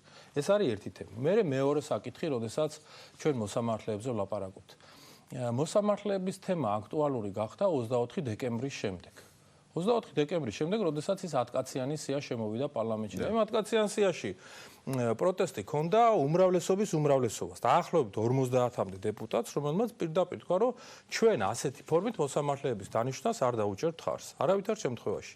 და ეს თემა თვითონ იუსტიციის საბჭომაც შემდეგ გაიწვია ეს მოსამართლეების ეს 10 კაციანი სია და თვითონ წევრებმაც ვინც არიან ამ 10 კაციან სიაში თქოს რომ ჩვენ არ ვიყრით კენს უზენაეს სასამართლოს მოსამართლეობას და საქართველოს პარლამენტმა მიიღო გადაწყვეტილება რომ კრიტერიუმები იქნას დაწესებული და ეს კრიტერიუმების კანონი რომელიც ეხლა უნდა გამოვიდეს პარლამენტში უნდა გითხრათ რომ არის ძალიან კარგი კანონი მე ყოველ შემთხვევაში არავითარი პრობლემა არ მაქვს ამ კანონთან ერთ რამასაც დასკვნას რატომ ამასაც გეტყვით ერთ რამეს გეტყვით კრიტერიუმების ნაწილში რა მე ახლა პოლიტიკური თვალსაზრისით უყურებ ამას და გეტყვით როცა კრიტერიუმად არის შეფასებული რომ სატელევიზიო საჯარო განხილვა უნდა მოხდეს კანდიდატების ახლა ამაზე მეტი ფილტრი რა უნდა დააყენო პოლიტიკურად ვამბობ თორე ახლა იქ რომ მოსამართლემ გამოცდები უნდა ჩააბაროს აბა უზენაეს სასამართლოს მოსამართლემ რომელსაც უვადოდ ნიშნავს ის გამოცდა არ უნდა ჩააბაროს ვენეციის კომისიასთან დაკავშირებით ესეც იყო უმრავლესობის ინიციატივა რომ გააგზავნეს ვენეციის კომისიაში დასკვნა. ხვალ ჩამოდის ეს ვენეციის კომისიის დასკვნა. რაც შეეხება იმას ახლა დღეს რატო ჩატარდა კომიტეტი, იმიტომ ჩატარდა ხვალ ვერ ჩატარდება კომიტეტი. ჩვენ ახალი რეგლამენტი მივიღეთ, რომლის თანახმადაც სასესიო კვირაში ორშაბათის გარდა ვერ ჩავატარებთ კომიტეტს და გადაიწევოდა კიდევ და მოსამართლეები სადაც ვაკუუმია და მცირდებოდა და გეტყვით ერთ რამეს ვახურ. უმაღლესი გადაწყვეტილება, ვისაც შეუძლია პარლამენტში მიღება, ეს არის პლენარული სხდომა. კომიტეტი ამზადებს ხოლო საკითხს და მომზადებული საკითხი შემოდის შემდეგ პლენარულ სხდომაზე, თორე გადაწყვეტილებას იღებს პლენარული სხდომა და პლენარული სხდომაზე აუცილებლად გადაწყვეტილება იქნება მიღებული მხოლოდ ვენეციის კომისიის რეკომენდაციების გათვალისწინებით. გადაიწევდაო რა ისეთი საიტნოტი შეიქმნებოდა რაც აქამდე არ ყოფილა. დაახლოებით 2 კვირით მე მგონი თუ რაღაცა და ერთ დღიან იმაზეა ლაპარაკი უბრალოდ და ეგ არის თემა რა, უბრალოდ არის უფრო მეტად ხმაურის თემაა ვიდრე ამე რეალურად მე კითხეთ ასევე მურუსიძეზე და პარტიის ლიდერის ამ განცხადებაზე თქვენც ასე ფიქრობთ აი ეს მაინტერესებს მე გეტყვით ერთ რამეს ახლა მე გიგი უგულავას უსმენდი ახლა საუბრობდა შავლვა შავგულიძესთან კოალიციაზე და იმასთან თავისუფალ დემოკრატებთან კოალიციაზე და მე გიგი უგულავა და ევროპული საქართველო ქვიათ ხო თუ ევროპული საქართველო ევროპული საქართველო ქვიათ ევროპული საქართველოს ინტერესი ვიცი რა არის ამ საქმეში ევროპული საქართველოს ინტერესია რომ რაც შეიძლება გაემიჯნოს სააკაშვილს ამ ეტაპზე და თქვას რომ აი ჩვენ გირგვლიანის თემასთან დაკავშირებულ კაცთანაც და პარტიასთანაც კი ვაკეთებთ ჩვენს კოალიციას მაგრამ შალვა შავგულიძეს აქედან რა შეიძლება ან პოლიტიკურად, ან მორალური თვალსაზრისით მოგევადარჩეს, ამას ვერ ხვდები გულწრფელად რო გითხრათ, იმიტომ რომ ეხლა მურუსიძე იყო მთავარი დამნაშავე გირგვლიანის საქმეში თუ სააკაშვილი. მე თუ მკითხავთ მთავარი დამნაშავე სააკაშვილი იყო, თუმცა მურუსიძე არის თუ სხვა გვარები არის. ჩვენთან ეხლა არიან პარლამენტში დეპუტატები, რომლებიც ამბობენ და რომლებმაც ვიცით ყველამ, რომ ჩვენ პერსონალური საკითხები, როდესაც შემოვა სასამართლოს მოსამართლეობის კანდიდატებთან დაკავშირებით პერსონალურად ვინც ვის გადაწყვეტს დაუჭიროს ხარი დაუჭერს, ვინც გადაწყვეტს რომ არ დაუჭიროს, არ დაუჭერს, იმიტომ რომ ჩვენ ყველანი პოლიტიკური ცხოვრებიდან მოვდივართ, პოლიტიკური მეხსიერება ყველა ძალიან კარგი გაგვაჩნია. აქედან გამომდინარე ახლა ადამიანებთან, რომლებთანაც ჩვენ გვაქვს დაუშვათ ჩვენი დამოკიდებულება და ჩვენი მეხსიერება, რომ ეს ადამიანები ასრულებდნენ პოლიტიკურ დაკვეთებს, ჩვენ იმ ადამიანებს არ ვაპირებთ ხარი დაუჭიროთ. ამაზე მეტი პარლამენტმა რა ზემოქმედება უნდა მოახდინოს სასამართლო ხელისუფლების დაკომპლექტებაზე. კიდევ ერთხელ მინდა მივუბრუნდე ამ საკითხს. პოლიტიკური შეფასება ახლა თქვენ გააკეთეთ, მაგალითად ევროპული საქართველოს და შალვა შავგულიძის თანამშრომლობის, ეს აბსოლუტურად გასაგებია, რომ თქვენ ეს პოზიცია გქონდეთ და ასე ფიქრობდეთ. მაგრამ მე სხვა რამ ვიკითხე კიდევ. ეს ეხებოდა თავად აი გირგვლიანის საქმის შეფასებას და იქ შავგულიძის როლს. ითქვა რომ შავგულიძემ რაღაც არასწორად გააკეთა, იქ სააპელაციო სასამართლოზე იყო აქცენტი. აი ამ კაცმა სხვებთან ერთად მოიგო სტრასბურგის სასამართლო. მან უდიდესი მნიშვნელობის საქმე გააკეთა, ხო? აი ამის გადაწერა ახლა არის თუ არა სწორი? აი ეს ვიკითხე, რომ იმის გამო რომ არჩევნები მოდის და შავგულიძე იქ იყრის კენჭს, სადაც კონკურენტია თქვენ, ამის გამო მიუბრუნდეთ გირგვლიანის საქმეს და სხვანაირად შემოვატრიალოთ, არის თუ არა ეს სწორი? მე ახლა ვერ გეტყვით სწორი რა არის და არასწორი რა არის. მე ერთი რამ ვიტყვი, რომ ჩემთვის გაუგებარი არის ეს ალიანსი, რომელი ალიანსიც სახეზე არის. ალიანსი კი, მაგრამ ივანიშვილის შეფასება შავგულიძეზე გასაგებია. ივანიშვილის შეფასება არის ჩვენი ლიდერის შეფასება, მისი შეფასება და როდესაც გეყოლებათ ბატონი ბიძინა თქვენ ეთერში, შეგიძლიათ მას კითხოთ. მე გეტყვით, რომ ჩემთვის ახლა მე პირველად არ ვამბობ ამაზე კომენტარს და კიდევ ბევრჯერ ვიტყვი, რომ ეს ალიანსი ჩემთვის არის რბილად რომ ვთქვათ გაუგებარი. თუმცა ეს ჩემი საქმე არ არის. ყველას თავისი გადაწყვეტილება, ყველას აქვს თავისი უფლება, თავისი სინდისის კარნახით იმოქმედოს. ეს არავისი საქმე არ არის, ასე ვთქვათ. რაც შეეხება არჩევნებს, მე პრაგმატული თვალსაზრისით უნდა გითხრათ კიდევ ერთხელ, რომ ნაციონალების სამომრჩეველი და თავისუფალი დემოკრატების სამომრჩეველი როგორ შეიკრიბება ეს ხმები არჩევნების დროს, მე ესეც ვერ წარმომიდგენია. მე შეიძლება პირიქით მოხდეს, რომ ერთიც და მეორეც ამომრჩეველს კარგავს ამ შემთხვევაში. შეიძლება ესეც მოხდეს. თუმცა მე არ ვიცი, აგერ რა გვაქვს არჩევნები ყველას, მთაწმინდაზეც, ზუგდიდშიც, სხვა რაიონებშიც არის ზოგან მერობის მე ერთადერთი არჩევნები არის სადეპუტატო არჩევნები მთაწმინდაზე, დანარჩენი მერობის კანდიდატების არჩევნებია. აი ბატონ ზუიად, აი რა გაქვთ სათქმელი ამ მრჩევლისთვის? აი ეს მაინტერესებს ახლა ყველაზე მეტად. 2018-ში, როდესაც ძალიან რთული პერიოდი გაიარა ქართულმა ოცნებამ, აი ძალიან ახლოს იყო დამარცხებასთან, პირველი ტური საერთოდ წააგო. მას შემდეგ გავიდა რამდენიმე თვე. მაშინ თქვით, რომ აი ჩვენ მოგვეცით კიდევ ერთი შანსი. აი ეს იყო თქვენი თხოვნა ამ მომრჩევლის მიმართ. და თქვენ მიიღეთ ეს შანსი ასე თუ ისე. მართალია ძალიან სადავო არჩევნები იყო, მაგრამ პრეზიდენტი გახდა სალომე ზურაბიშვილი. ახლა რა შეუმნებით ამ მომრჩეველს? აი რამდენიმე თვე გავიდა, რა შეიცვალა ხალხის ცხოვრებაში? დიახ, მე გეტყვით, ვახო ძალიან მარტივ რამეს. ჩვენ გვჭირდება რაც შეიძლება მეტი აქტიური პოლიტიკური თუ სოციალური პროექტები. ისეთი ტიპის პროექტები, რომელიც იქნება ჩვენი ხალხისთვის მნიშვნელოვანი. თუ ჩვენ არ დავიწყებთ ამ პროექტების მუშაობას, თუ არ გავალთ ხალხში, თუ არ ვიმუშავებთ აქტიურად, მაშინ 2020 წელს ხალხი მიიღებს ისევ თავის გადაწყვეტილებას. და ეს გადაწყვეტილება ჩვენთვის სახარბიელო არ იქნება. ჩვენ ძალიან კარგად გვესმის და ძალიან კარგად ხედავთ. ამიტომ ჩვენი პოლიტიკური გუნდი სწორედ მუშაობს იმ პროექტებზე, რომელი პროექტებიც აი, როდესაც ბატონმა ბიძინა ივანიშვილმა თქვა, რომ აი ჩვენ გვაცალეთ ერთი წელი მიმდინარეობს მუშაობა სწორედ ასეთი ტიპის პროექტებზე. როგორიც იყო კარგი პროექტები ქონდა, მაგალითად სოფლის მეურნეობის მიმართულებით, ჯანდაცვის მიმართულებით, უამრავი პროექტი, ახალი პოლიტიკური ხელმძღვანელობა მოვიდა და ქონდა ძალიან კარგი ბევრი პროექტი, რომელიც ხალხს მოეწონა. ასეთი ტიპის პროექტები გვჭირდება და ხალხშია გასვლა საჭირო და ისევ ეს კომუნიკაცია აღსადგენია.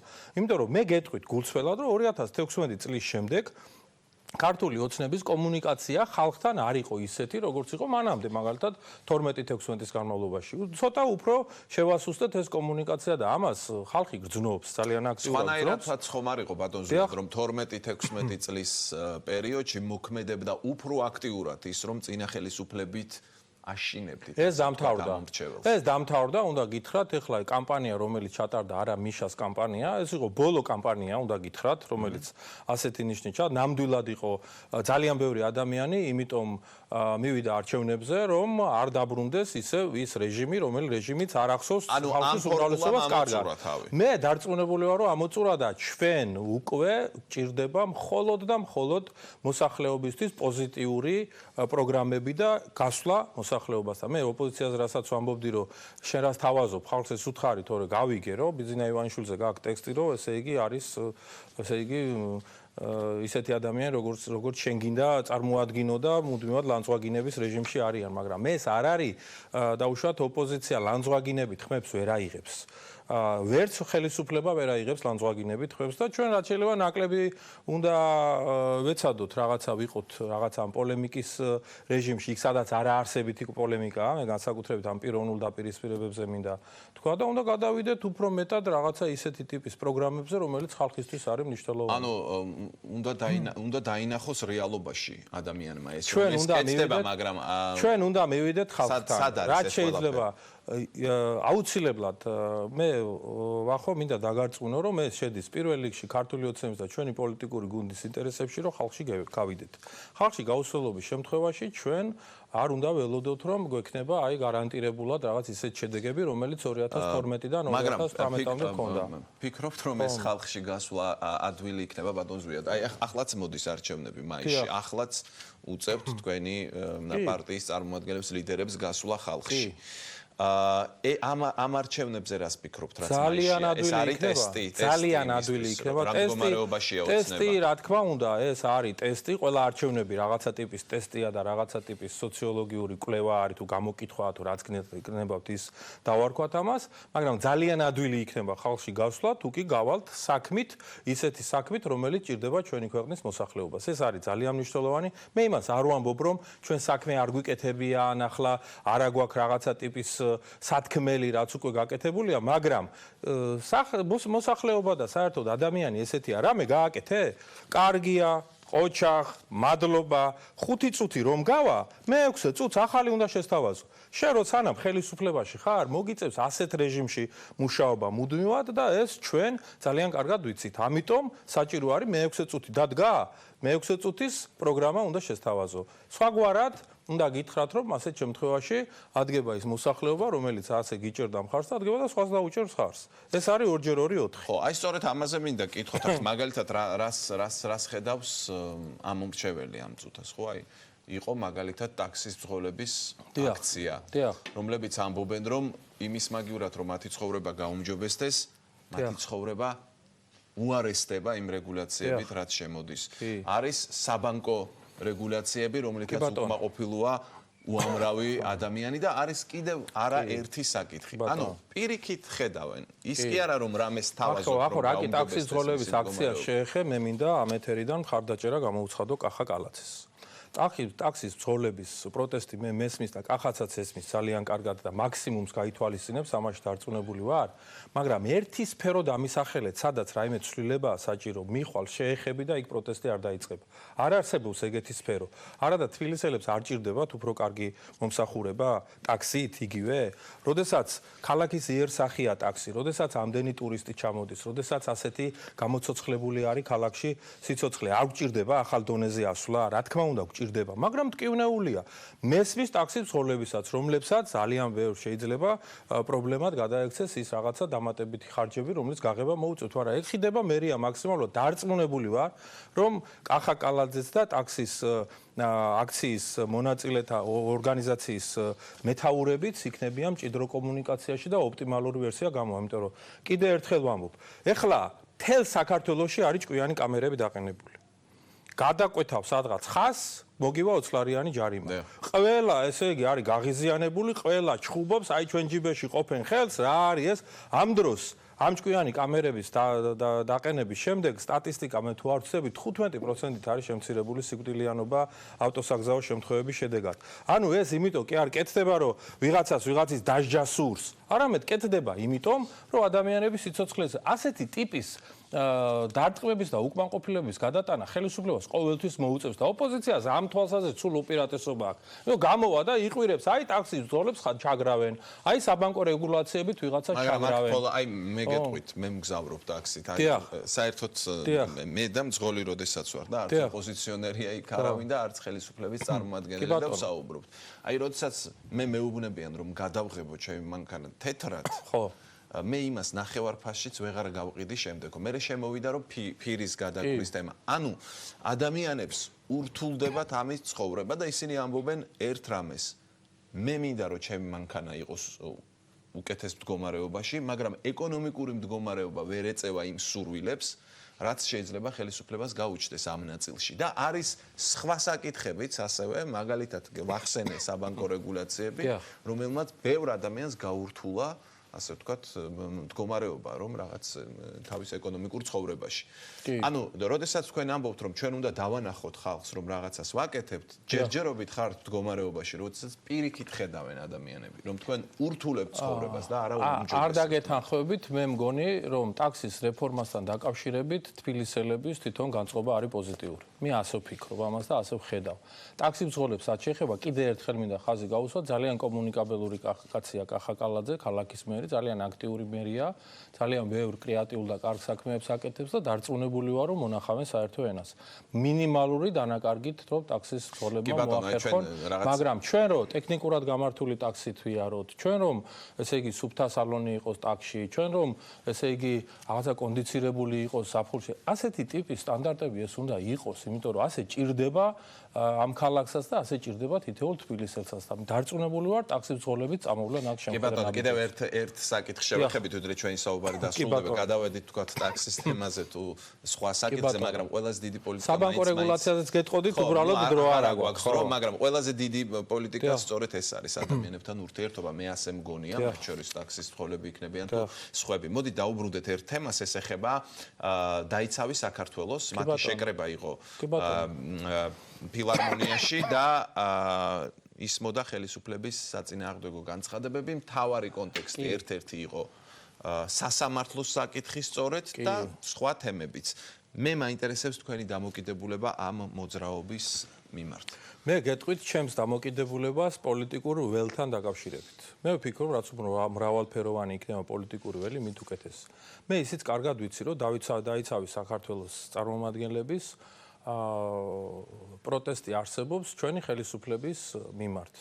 იმიტომ რომ იყო მოლოდინი, რომ მოხდებოდა ჩამორთმეული საკუთრებების დაბრუნება, მოხდებოდა ყველა დამნაშავის დასჯა. ხა დამნაშავეებიც ბლომად დაისაჯა, უნდა გითხრათ, რამდენიმე ათეული კაცი გაქცეულია, ყველაზე მსხვილი დამნაშავეები ერთი სააკაშვილი არის ხან უკრაინის მოქალაქეა და ხან სოფლიოს მოქალაქე და ესე იგი დარბის აღმადაღმა, თორე ხა მერაბიშვილი, ახალაია, რა ვიცი, ხა ბევრი არის, მაღალჩინოსანი, სანოძე, ესენი ძებნილები არიან რაღაცა. მოხდა, მაგრამ მაინც უკმაყოფილო არის ადამიანთა დიდი ნაწილი. ის ხალხი, რომლებმაც წლების განმავლობაში დაუშვათ განიცადა ჩაგვრა, მათ ვერ აიხთინეს თავისი, ესე იგი, სურვილი სამართლიანობის აღდგენასთან. ამიტომ არიან ისინი უკმაყოფილოები ქართული ოცნების ხელისუფლების მიმართ. ამაში ჩემთვის, რა ვიცი, მე რაღაცა მოულოდნელი და გასაკვირი არაფერი არ არის და თუ ისინი პოლიტიკურ პარტიად ჩამოყალიბდებიან და კენჭს იყრიან, მე უკვე საზოგადოება თვითონ გადაწყვეტს, ვის დაუჭიროს ხარი, ვის არ დაუჭიროს ხარი, ვინ რა დაუშვათ პროგრამით წარდგება ხალხის წინაშე და ასე შემდეგ. მე კიდევ ერთხელ ვამბობ, რაც უფრო მეტი პოლიტიკური მოთამაშე გაჩნდება პოლიტიკურ მინდორზე, მით უკეთეს. ანუ მათი მოთხოვნა სამართლიანი აბატონია, თუ უსმენდით მათ? კი, როგორ არ უსმენდი? ახლა მოსამართლეების საკითხთან დაკავშირებით ჩემი პოზიცია ხო გითხარით. მათი ერთ-ერთი პროტესტი არის სასამართლოსთან დაკავშირებული. ანუ ჩვენი მოსაზრებებია კატეგორიულად არ ემთხვევა აქ ერთმანეთს.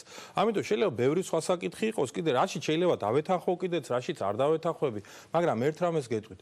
ის რომ საქართველოს პარლამენტში დღეს არის ქართული ოცნება საკონსტიტუციო უმრავლესობით, არის ნაციონალური მოძრაობა მსუყეთ წარმოდგენილი და არის კიდე პატრიოტთა ალიანსი 6-კაციანი ფრაქციის წარმოდგენილი, მე არ მგონია, რომ ეს არის პოლიტიკური მდგომარეობისთვის კარგი, პოლიტიკური ცხოვრებისთვის კარგი მდგომარეობა. ნამდვილად ასე ვფიქრობ. თუ იქნება უფრო მრავალფეროვანი საქართველოს პარლამენტი და საქართველოს პოლიტიკური სპექტრი და მისი აქტიორები, მონაწილეები, ვინც პოლიტიკურ ცხოვრებაში მონაწილეობენ და ქმნიან რაღაცა პოლიტიკურ პროდუქტს, ეს იქნება მხოლოდ უკეთესი ჩემი ქვეყნის. იმიტომ მრავალპარტიული დემოკრატია, მე ვფიქრობ, იყო ქართული ოცნების საარჩევნო პროგრამაშიც და ამას ხელს შეუწყობთ. მე ასე ვფიქრობ, არავითარ შემთხვევაში სხვაგვარად ჩვენ თუ პოლიტიკური განვითარება არ იქნა პოლიტიკური პარტიების სუბიექტების, ისე არ ამგონია, რომ რაღაცა მაღალ მწვერვალებზე უნდა ვიოცნებთ. გასაგებია, გმადლობთ გადაცემაში მონაწილეობისთვის. ზვია ძიძიგური იყო ჩვენი სტუმარი. რეკლამის შემდეგ დავბრუნდებით პოლიტოლოგებთან ერთად. დაგველოდეთ.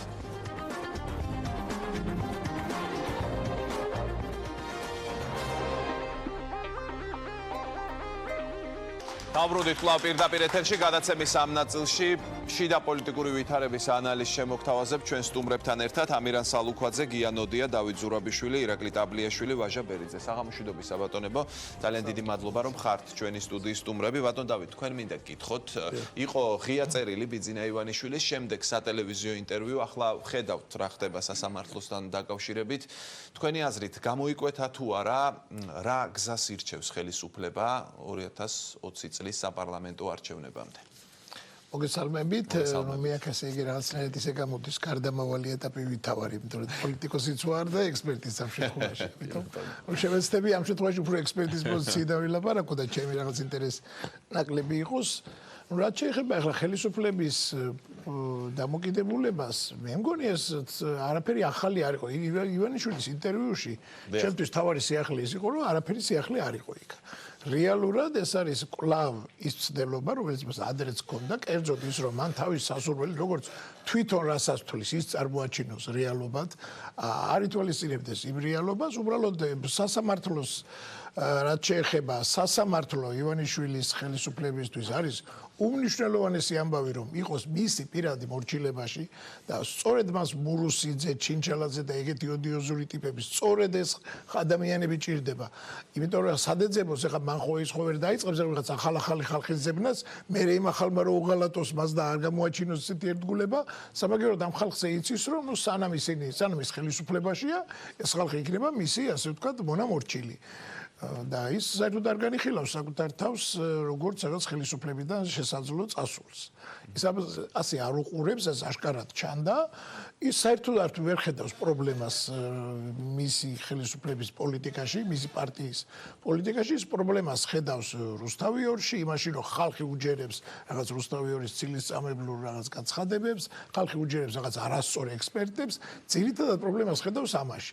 ეს არაფერი ახალი არ არის, ეს მას მანამდეც ჰქონდა, ასე რომ მე არ ველი რომ რამე შეიცვლება ხელისუფლების დამოკიდებულებაში, წინა საარჩევნოდაც კი ზვიად იყო ძიძიგური თქვენს ეთერში და ის ლაპარაკობდა, მე არაგვერი არ დავეთანხმები ამაში, თუმცა ის სწორს ამბობდა იმაში, რომ ხელისუფლებამაც და ოპოზიციამაც რაღაც პოზიტიური პროგრამები უნდა შესთავაზოს, მაგრამ ის კი ამბობდა სწორს, მაგრამ მე ძალიან დიდი ეჭვი მაქვს და ძალიან საფუძვლიანი ეჭვი, ეს ასე არ მოხდება ხელისუფლების მხრიდან და ხელისუფლება კვლავ შეეცდება იმ კარტის გათამაშებას, თუ ჩვენ არ ვიქენით, კვლავ მოვა სააკაშვილი და ნაცმოძრაობა და კვლავ ყველას რაღაცა. ანუ ვერანაირ ხიფაც, თქვენ რასაც ამბობთ და ამას თავადაც ამბობს ივანიშვილი, ვერანაირ ხიფაც ძალაუფლების დაკარგვის ის ვერ ხედავს. და ეს სწორი აღქმა მისი მხრიდან? არა, აღქმა ჩემისას არის ძალიან არასწორი, მაგრამ ივანიშვილი როგორც მე ვეტყობ, ის არის მისთვის არის აი ესეთი რაღაც, ის უყურებს ბიზნესმენის თვალით და არა პოლიტიკოსის თვალით. თავარი მისი შეცდომა შეიძლება ითქვას ეს არის, ის საერთოდ ქვეყანას მართავს როგორც საკუთარ შპს-ს და არა როგორც ქვეყანას და არა როგორც პოლიტიკოსი. ის უყურებს ასე, აქამდე ხო გაამართლა ყველაფერი, აქამდე ხო რეზულტატი ის იყო, ყველა არჩევნების შედეგი იყო ის, რაც მას უნდოდა, ასე თუ ისე, ასეთი წვალებით თუ ისეთი წვალებით. ეხლა ცდილობს ესე იგი ამართლებს, ესე ყველაფერი კარგად არის, უბრალოდ ეხლა არ ფიქრობს რომ რაიმე შეიცვლება და არც მე არ ფიქრობ რომ ის ქმედებებში რაიმე შეიცვლება. დიდი მადლობა. თქვენ აღმოაჩინეთ რაიმე ახალი მისა იმ საჯარო აქტიურობაში ერთი მხრივ წერილში, მეორე მხრივ სატელევიზიო ინტერვიუში. მაინც და მაინც სიახლე ამ გამოსვლებში არაფერი არ ყოფილა. უბრალოდ ამ გამოსვლებმა, ამ რიტორიკამ ივანიშვილი ჩვენ კიდევ ერთხელ შეგვახსენა, რომ ვითარება იმაზე კოშმარულია, ვიდრე ჩვენ მას ვხედავთ. აღქმა უფრო ძაფრიკი არ არის, ვიდრე რეალობა, არამედ რეალობა გაცილებით იოლფერებში წარმოგვიდგენია ჩვენ. ვითარება არის ძალიან მძიმე, იმდენად, რამდენადაც ჩვენ არა გვაქვს გარანტირებული თამაშის მკაფიო წესები, ამ გამოსვლიდან გამომდინარეც მათ შორის პოლიტიკური პროცესი მშვიდი არ არის და არანაირი გარანტია არ გვაქვს, რომ 2020 წლამდე ეს ასე იქნება და რაც თავარია, ამ მომრჩეველს არ აქვს ალტერნატივა. ხელისუფლების, დღევანდელი ხელისუფლების ეს ალტერნატივა ერთის მხრივ არის ერთიანი ნაციონალური მოძრაობა და მისი თანამგზავრები, მოკავშირეები თუ სატელიტები, მეორეს მხრივ ანუ მათი დაბრუნება ხელისუფლებაში ნაციონალების და მეორეს მხრივ არის პრორუსულ ორბიტაზე დაბრუნება, იმიტომ რომ ალტერნატიული ძალები, რომლებიც ჯერ მთლად ისე ვერ პოზიციონირებენ, როგორც ეს მათ სურთ, აშკარად ძალიან პერსპექტიულები არიან და სერიოზულად შეუძლიათ, ასე ვთქვათ, თავისი გავლენის წარმოჩენა უახლოეს მომავალში. ეს ორივე ალტერნატივა ქართული საზოგადოების დაახლოებით 50-60%-ისთვის, ნახევარზე მეტისთვის არის მიუღებელი. პრობლემა არის ამაში, რაც ქმნის დესტაბილიზაციის სერიოზულ წინაპირობებს მთელი ამ საარჩევნო კამპანიისთვის, რომელიც ნაცვლად იმისა, რომ თქვა დაწყებულიყო არჩევნები და ბამდე 6 თვით ადრე ან თუნდაც 8 თვით ადრე, 1 წლით ადრე დაიწყო საპრეზიდენტო არჩევნების მეორე ტურიდანვე. არა და მოგეხსენებათ, რომ არჩევნები თავისთავად არის ატრიბუტი სერიოზული დემოკრატიის, მაგრამ ამავე დროს არის საზოგადოებრივი ცნობიერების გარკვეული ხარისხის სტრესი და ის უარყოფითად დაისახება ჩვენზე განვითარებულ ქვეყნებშიც კი ეკონომიკაზე. ამიტომ ეს ძალიან მიუღებელია ჩემი აზრით და ამ რეალობას ივანიშვილის ეს გამოსვლა ადეკვატურად ვერ ხედავს. მას მთავრის და არამთავრის გარჩევა არ შეუძლია ამ ეტაპზე, ამიტომ ის სადღაც მეორე ხარისხოვან და მესამე ხარისხოვან ასპექტებზე ამახვილებს ყურადღებას. აი ამ ლოგიკას აი ბატონმა დავითმა ახსენა, ხო? აქამდე გამომდიოდა, ახლა რატომ არ გამომივა? აი რატომ არ გამოუვა? თუ კი ძალაუფლების შენარჩუნებას ავიღებთ ამ წუთას სასაუბრო საგნად. მას ელემენტარულად არ გამოუვა, ასე ვთქვათ, სერიოზული ცვლილებების გარეშე მის ხელისუფლებაში, იმ პოლიტიკაში, რომელსაც ეს ძალა ახორციელებს, რაიმე შანსი კონდეს 2020 წლის არჩევნებზე. ივანიშვილი პირველი ტურის შემდეგ შეშფოთებული საზოგადოებას დაპირდა ცვლილებები. სად არის ეს ცვლილებები? ამ ცვლილებებს ჯერჯერობით ჩვენ ვერ ვხედავთ და როგორც ამ გამოსვლებმა დაადასტურა, ის ვერ ხედავს რაიმე არსებითი მკვეთრი მკაფიო ცვლილებების განხორციელების საჭიროებას. აქედან გამომდინარე, ყველაფერი გაგრძელდება ისე, როგორც მიმდინარეობდა დღემდე.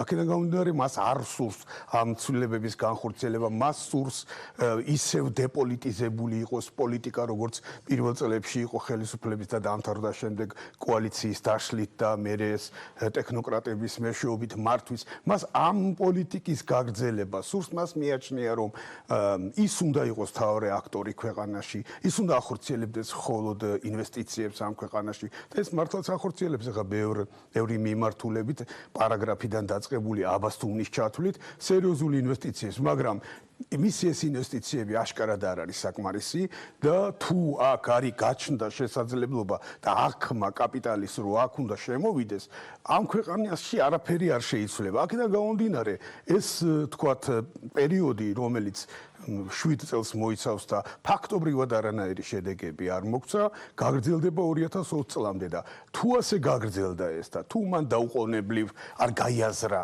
რაში ცდება, აბა რა შანსი შეიძლება კონდეს ქართულ ოცნებას, ანუ ბიძინა ივანიშვილს და კობახიძე კალაძის დაჯგუფებას 2020 წლის არჩევნებზე. სახელმწიფო რესურსი რამდენი ხმას მიიმატებს?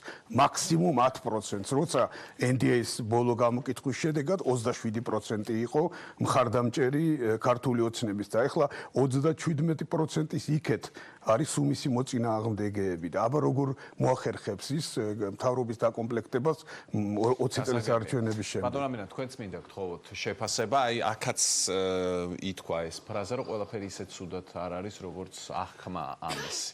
აი თქვენი შეფასება როგორია? აი თუნდაც აი ამ საკითხის მიმართ და შემდეგ სხვა თემებსაც შევეხებით, იმ გამოსვლებში იყო არაერთი საკითხი. პირველ რიგში მინდა მადლობა გადაგიხადოთ ასეთი დისკუსიისთვის და უკვე ვატყობ, რომ სამაგალითო ტოკ-შოუ გვექნება ესეთი, სადაც აკადემიურად განვიხილავთ ერთმანეთის პატივისცემით და ყველა საკუთარას გამოვხატავთ, აი ეს იგრძნობა უკვე და ვიცი რომ ასე დავასრულებთ ამ გადაცემას.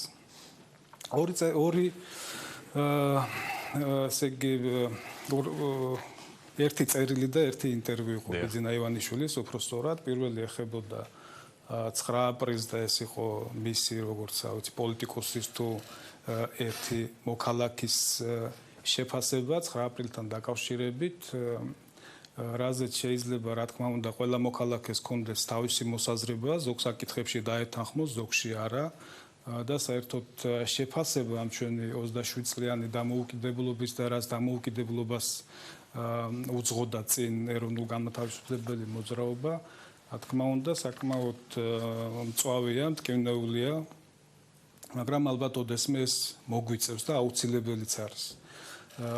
აი მაგ მიმართვას რაც შეეხება და საერთოდ ცოტას დაუბრუნდებით წინ, აი რატომღაც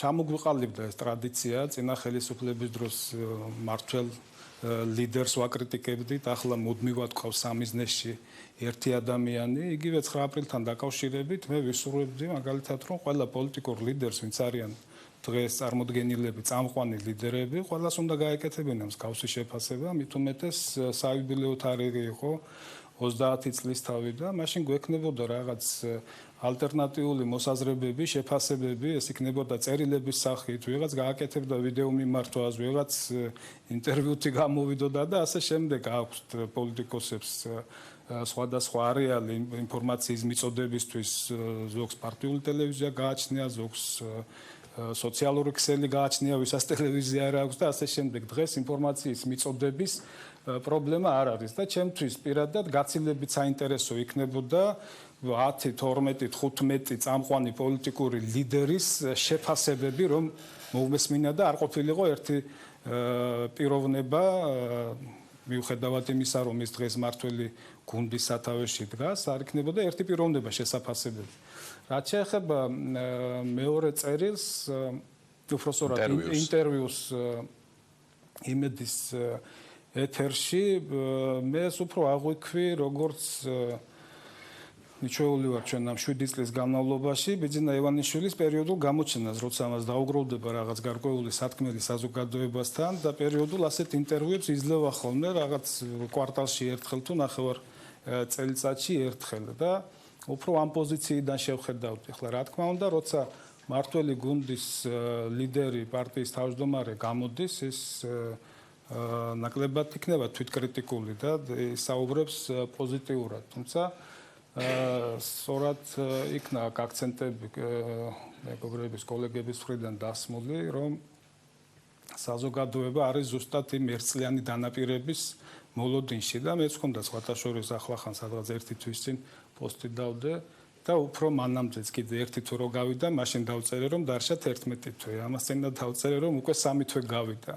აი ეს დანაპირები ვადა იწურება ამ წლის ბოლოს, ხო? უხეშად. ეს ახლა დეკემბერში დავთვლით ამას თუ თებერვალში ამას არსებითი მნიშვნელობა არ აქვს, მაგრამ ხალხი ელოდება ამ ცვლილებებს. რა არის ეს ცვლილებები? ის რომ ყველაფერს თავის სახელი დაერქმევა თუ მეტი. აი მე ვფიქრობ, რომ ხალხს მეტი მოლოდინი აქვს, ჭირდება მეტი სიახლეები, მეტი განახლება და მეტი კეთილდღეობა. აი ეს უნდა მკაფიოდ გაიგოს მართველმა გუნდმა მთლიანად და რა თქმა უნდა მისმა ლიდერმა. სამწუხაროდ ეს თვეები ისე წავიდა, რომ უფრო დაკავებულები არიან შიდა პოლიტიკური პროცესებით, გადაჯგუფებით, ალბათ იმ შედეგებიდან გამომდინარე, რაც საპრეზიდენტო არჩევნებზე დაიდო, მიუხედავად იმისა, რომ ეს საპრეზიდენტო არჩევნები იყო, ჩვენ დავინახეთ, რომ მართველი პოლიტიკური გუნდი იყო მხარდამჭერი კანდიდატის და შესაბამისად ის შედეგები, რაც პირველ ტურში იყო და შემდეგ მეორე ტურში, ეს არ იყო მხოლოდ სალომე ზურაბიშვილის შედეგები, ეს იყო მართველი გუნდის, ასე ვთქვათ, ტესტი შემოწმება წინა საპარლამენტო არჩევნებამდე და აი ამ შედეგებიდან გამომდინარე, განსაკუთრებით პირველი ტურის შემდეგ 38 და 37% მიუხედავად ესეთი აქტიური ჩართულობისა მართველი გუნდის, ეს გადაადგილებები და ეს ცვლილებები მოსალოდნელი იყო. ახლა შეიძლება ამაზე ცალკე ვისაუბროთ, თუ რა ხდება დღეს ქართულ ოცნებაში, ეს სხვა თემა არის, მაგრამ ეს ყველაფერი იყო მოსალოდნელი. მაგრამ მიუხედავად ამისა, კიდევ ერთხელ ამბობ, ეს ჩვენ შეგვიძლია ასე დავინახოთ და შევაფასოთ, რომ აი ეს ხდება ქართულ ოცნებაში, მაგრამ ხალხი მაინც იმის მოლოდინშია, რაზეც ვისაუბრე, რომ თვეები გადის. კი ბატონო, ამაში მალე ჩაილევა. ძნელი არ დაგეთანხმოთ, იმიტომ რომ შეიძლება საინტერესო იყოს შიდა პარტიული საკითხები ვიღაცისთვის, მაგრამ ესე ფართოდ საზოგადოებას მართლა ის აინტერესებს, რაც ახლა თქვენ. ხო, ამიტომ ეს უნდა აღიქვანს სწორად და აქ საკმაოდ ცოტა დრო არის უკვე მანევრებისთვის, იმისათვის, რომ აი რაზეც თუნდაც ზვიად მაისაუბრა წინა ეთერში თქვენთან, რომ ის მე-6 წუთი, აი ეს მე-6 წუთი უკვე დამდგარია ხალხისთვის და ხალხი ელოდება ცვლილებას. აი ეს არის მთავარი. ბატონ გია, აი საპრეზიდენტო არჩევნების შემდეგ დღემდე რა შეიცვალა ქართულ პოლიტიკაში, როგორც სახელისუფლებო ველზე, ისევე ოპოზიციურ სპექტრში. რაიმე ფუნდამენტურ ცვლილებას ხედავთ, თუ ყველაფერი ისევ იმ ნიშნით მიდის, რაც მანამდე იყო? ფუნდამენტური ცვლილება არ არის, ну რაც ბიძინა ივანიშვილის ასე ვთქვათ ამ გამოსვლებში თუ რამე სიახლე იყო ყველაზე საინტერესო სიახლე, ასე ვთქვათ, ის იყო რომ თუ მან ამ არჩევნების ორ ტურს შორის გამოსვლაში რაღაცნაირად აღიარა რომ საქმე მთლად კარგად არ არის და საჭიროა ცვლილებები და ერთი წლის ვადა დათქვა, პრაქტიკულად მან ამ ინტერვიუში ეს უკან წაიღო. ანუ მისი ასე ვთქვათ პათოსი იყო საპირისპირო, რომ ჩვენ ყველაფერს სწორად ვაკეთებთ, უბრალოდ ხალხს ის მაგივრად რო იფიქროს ემოციებზე. ანუ ის გამოსვლა იყო იმ წუთიერი ამოცანის გადასაწყვეტი. ის იყო ფაქტიურად გამოვიდა, რომ ის დაპირება იყო უბრალოდ ბლეფი, იმ თვალსაზრისით, რომ უთხრეს, ასე ვთქვათ, თავის პოლიტკონსულტანტებმა თუ რა რომ რაღაცას უნდა დაპირდე ხალხს, ხო? ანუ პრაქტიკულად ბიძინა ივანი და ის რაღაც ძალით აიძულეს, რომ რაღაც ამ ზოგადი ფრაზა ეთქვა, რაღაც ორიოდ ზოგადი ფრაზა ეთქვა, რომელიც რაღაც ძალიან ბუნდოვან და ზოგად დაპირებას გავდა. მაგრამ აქედან გამოჩნდა, რომ ის იმას არ გულისხმია, რომ მართლა რაღაც უნდა შეიცვალოს, იმიტომ რომ მთელი მისი პათოსი იყო ის, რომ ყველაფერი კარგად მიდის და სწორად, ჩვენ ყველაფერს სწორად ვაკეთებთ, უბრალოდ ნაციონალები, რომლებიც არიან ყველანი, ვინც მასთან არ არიან, ყველა ნაციონალია თავისთავად, მარტო რუსთავი ორი არა, ჩვენს ნაციონალები ვართ, თქვენ ეს ტელევიზიას ნაციონალებისაა, ხო? აი ეს ფართო გაგებით ნაციონალები რაღაც ხალხს თაგვზას უბნებენ, თორე ყველაფერი კარგად არის. ხო, ეს იყო პრაქტიკულად მისი გზავნილი. ასე რომ საუბარი იმაზე, რომ შეგვიძლია თქვა თვეები დავითვალოთ, მაგრამ მე მგონი მაინც და მაინც პრაქტიკული ღირებულება ამას არ აქვს, იმიტომ რომ არანაირი მოლოდინი იმისა, რომ ცვლილებები რამე იქნება, მე მგონი არ უნდა გქონდეს, იმიტომ რომ ჯერ ერთი ბიძინა ივანიშვილი არ ხედავს ამ ცვლილებების საჭიროებას და არ ამგონია რომ რაღაც შეეძლოს ცვლილება, იმიტომ რომ მან მიაგნო იმ ფორმულას, რომელიც მისი აზრით სწორია. აი ბატონ გია, თქვენ თქვით რომ არ ხედავს ამის აუცილებლობას და რაღაც პრაგმატული გათვლები ხომ არსებობს 2020 წლის საპარლამენტო არჩევნებისთვის.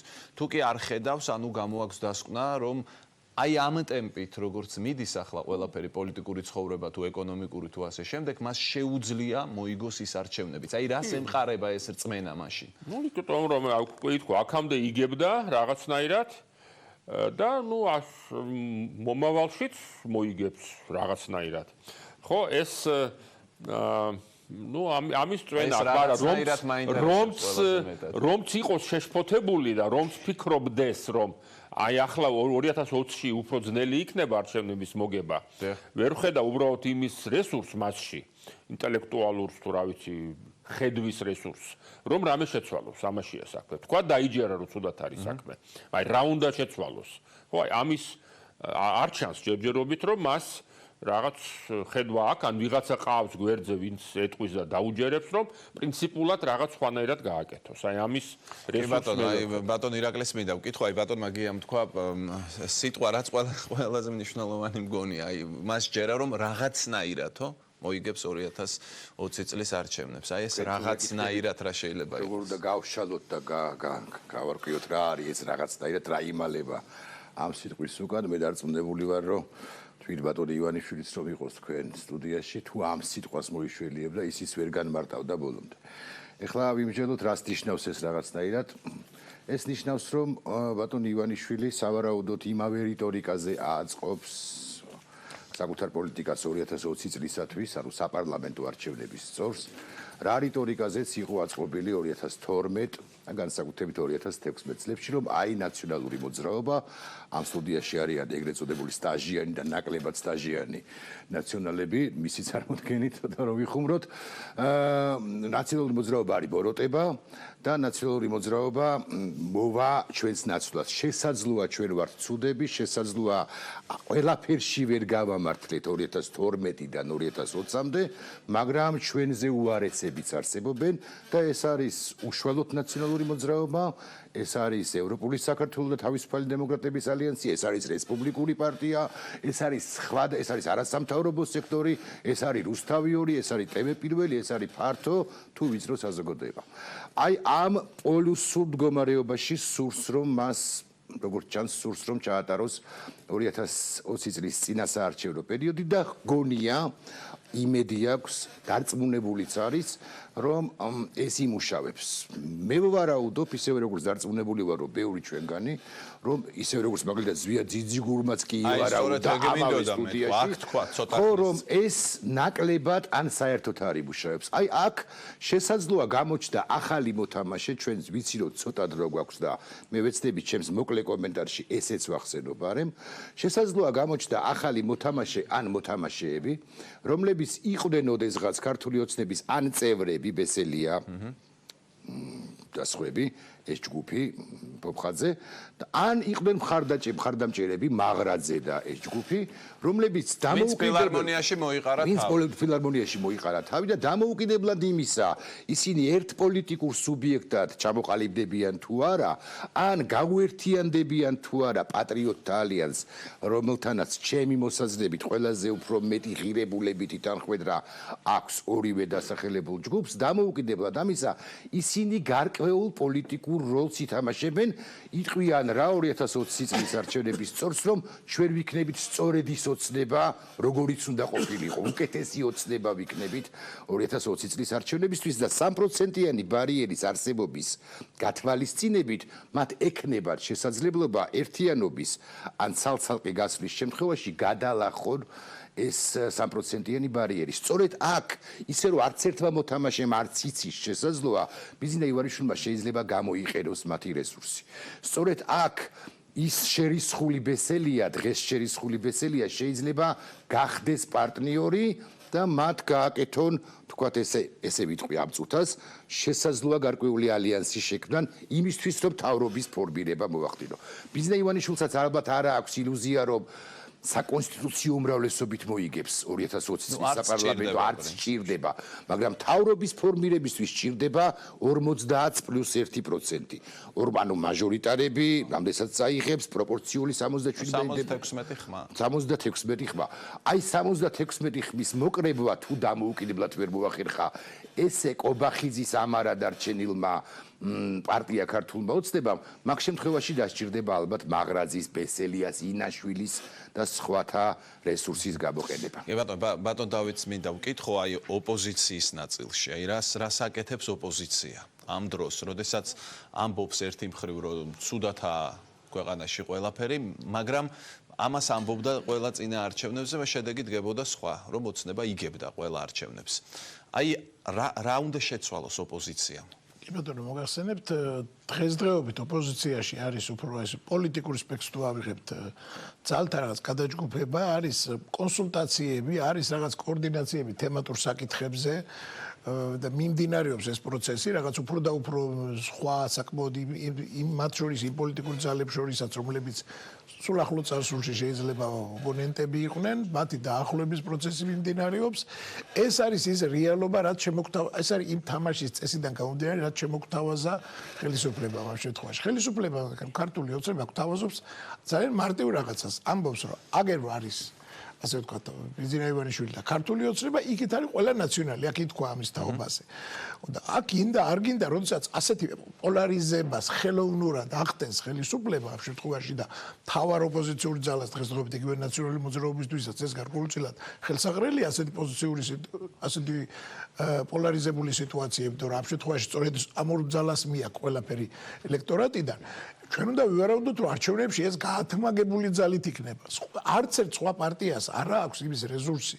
ძალიან მარტივად ვთქვა, რომ ამას აღუდგეს სერიოზულად წინ და ეს არ მოხდეს პოლარიზაცია რამდენად. ანუ რა უნდა ქნან ოპოზიციური პარტიებმა? მართლა ეს გააკეთონ, რომ რაღაც დიდი გაერთიანება შექმნან? ერთი ვარიანტია რომ გააკეთონ. თუ მუდმივად უარყოფის პოზიციაში. არა, ერთი ვარიანტია რომ შექმნან დიდი გაერთიანება, მეორე ვარიანტია რომ ასეთ ყველა შეეცადოს რაღაცა ერთი მთავარი გაერთიანება მაინც იქნება, იგივე ეს აუცილებლად იქნება ნაციონალური მოძრაობის მონაწილეობით. მე ვიტყოდი რომ და ამას ხშირად ვიმეორებთ რესპუბლიკელები და მე შეიძლება ითქვას აბსოლუტურად დარწმუნებული ვარ ეს ასია სააკაშვილის ნაციონალური მოძრაობის გარეშე მისი ამორჩევლის უბრალოდ აქ ამ შემთხვევაში არ არის პერსონებზე იქ სააკაშვილი ზურაბიშვილი თუ ვიღაც თქვა უგულავა თუ ვიღაც სხვა რა იმ ამორჩევლის გარეშე შეუძლებელია ნაციონალური მოძრაობის ამორჩევლის გარეშე შეუძლებელია ხელისუფლება შეიცვალოს ასევე შეუძლებელია ხელისუფლება შეიცვალოს მარტო ნაციონალური მოძრაობის ამორჩევლით ანუ ერთცეთ შემთხვევაში ვერ იცვლება მაშინ რჩება იგივე ყველა ვარიანტში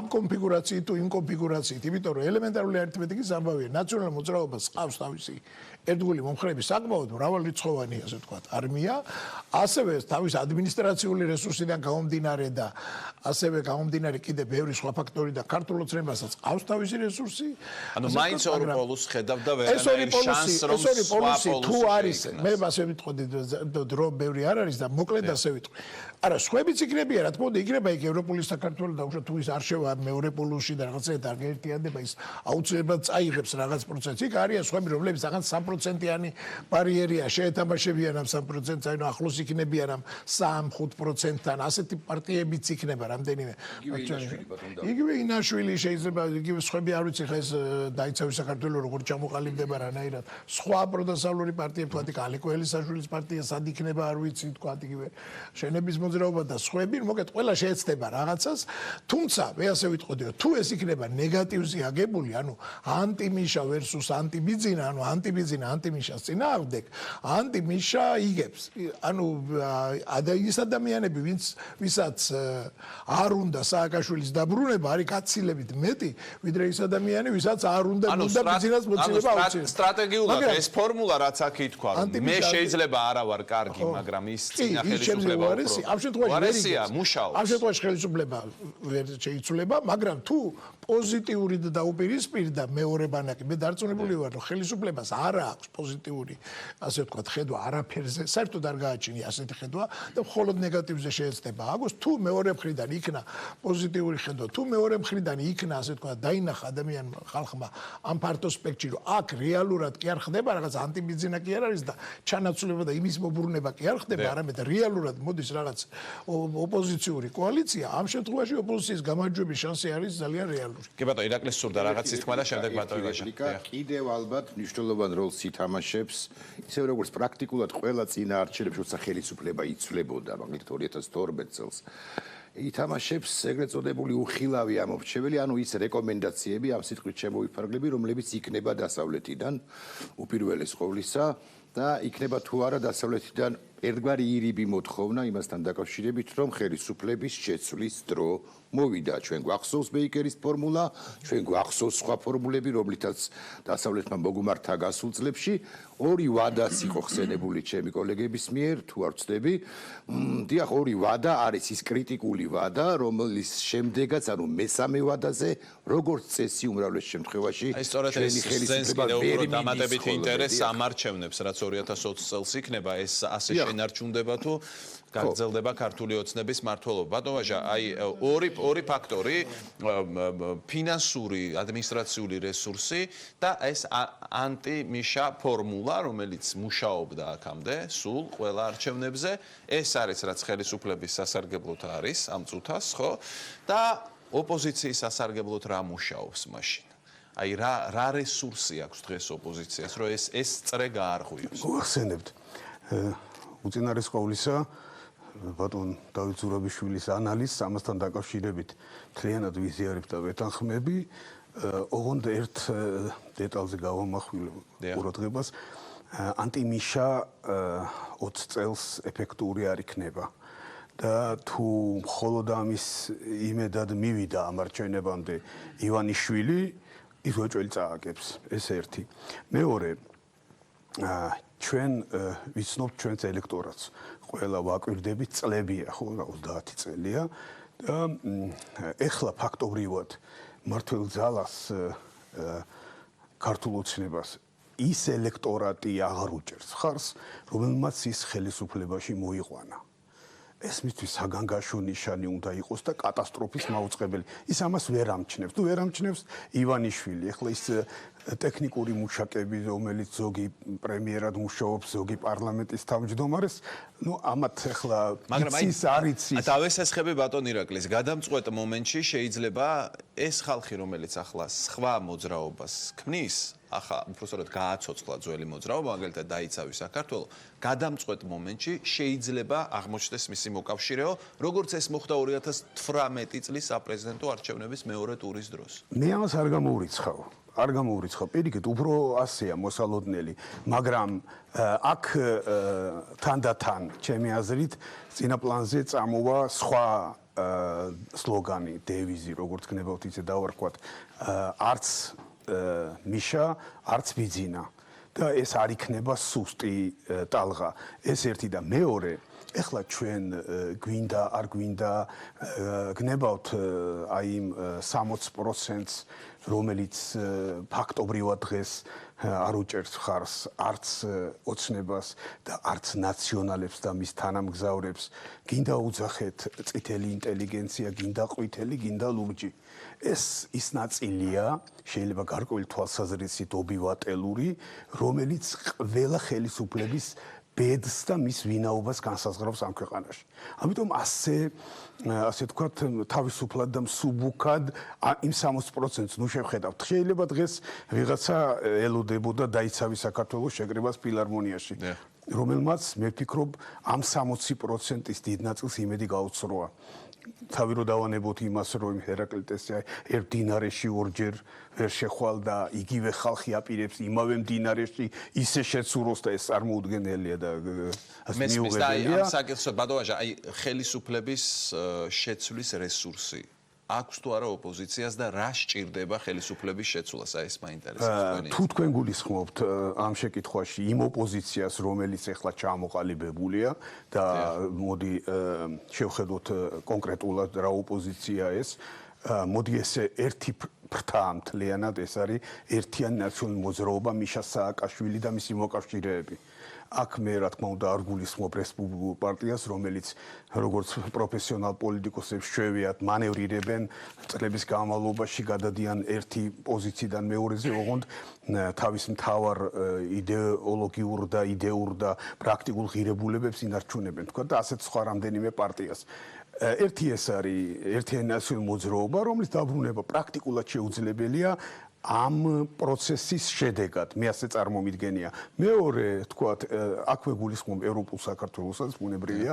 მეორე ეს არის ინაშვილი და თარხანმოურავი, რომელთაც 3-5%, რომელსაც მას NDI უწევს, რა თქმა უნდა, რეალური არ არის, სადღაც 10-15%-ის ფარგლებშია ის იმ უხუცესი ხალხის მხარდაჭერა, რომელიც დარჩა მარტო სამწუხაროდ საქართველოში, როგორც 80-იანი წლების რაჭაში გასული საუკუნის, მეტი ხო ამ ქვეყანაში აღარავინ დარჩა ბავშვები და ასე ვთქვათ მოხუცები, რომელიც არიან მხარდამჭერები ამ პარტიის. ეს სერიოზული ძალაა, მაგრამ მათი ფინანსური რესურსი, ინტელექტუალური თუნდაც ორგანიზაციულ პარტიული დონე საქმიანობის არ აძლევს მათ არანაირ შანსს იმ გარდა იმისა, რომ ყავდეთ წარმომადგენლობა პარლამენტში. ახლა თუ აქ რაღაც გარკვეული საგარეო ფაქტორები ამუშავდა დასავლურიც და რუსულიც და არინაზე სათადარიგო მოთამაშეები შემოვიდნენ,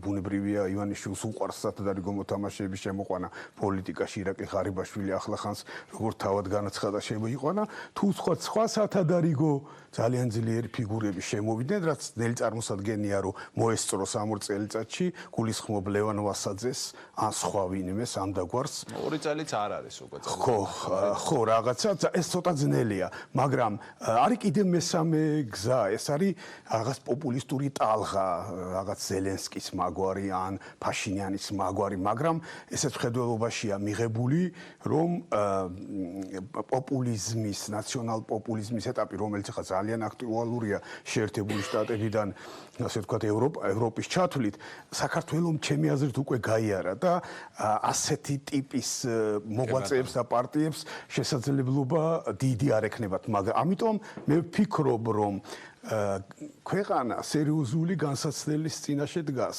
მიუხედავად იმისა, რომ ეს უნდა იყოს ერთი ჩვეულებრივი მომავალი რიგითი დემოკრატიული არჩევნები, რომელიც ჩემი სურვილია და იმედია ყველა დამიჭერს ხარს, რომ ჩატარდეს მშვიდი პოლიტიკური გარემოს ვითარებაში და მეორე ამ ტრაგედიას და ამ დესტაბილიზაციის წინაპირობას განაპირობებს ის, რომ ამ მართლ ძალას, რომელმაც ამოწურა თავის სახელმწიფო რესურსი, ალტერნატივა ხავს საზოგადოების უმრავლესობისთვის მიუღებელი ორი ძალა. გმადლობთ. აი ბატონგია, ანუ ბატონი ვაჟა ამბობს, რომ ალტერნატივა არ არის პრაქტიკულად ამას ამბობთ თქვენ. ალტერნატივა თუ ჩვენ ჩავთვლით, რომ ეს არის ერთენაცო მოძრაობა, მის თანამოაზრეები და თქვათ მეორე პრორუსულ ტალღაზე ორიენტირებული პოლიტიკური ძალა, რომელიც ასევე ძლიერია საქართველოში, თუმცა რეალურად ეს არ ფიქსირდება, მაშინ ორივე ალტერნატივა რაც არსებობს, მიუღებელი და არარეალურია. აი ბატონგია, თქვენი მოსაზრება მაინტერესებს, მაშინ ვინ არის ხელისუფლების ალტერნატივა, რომ ის შეიცვალოს? ალტერნატივა არის ოპოზიცია,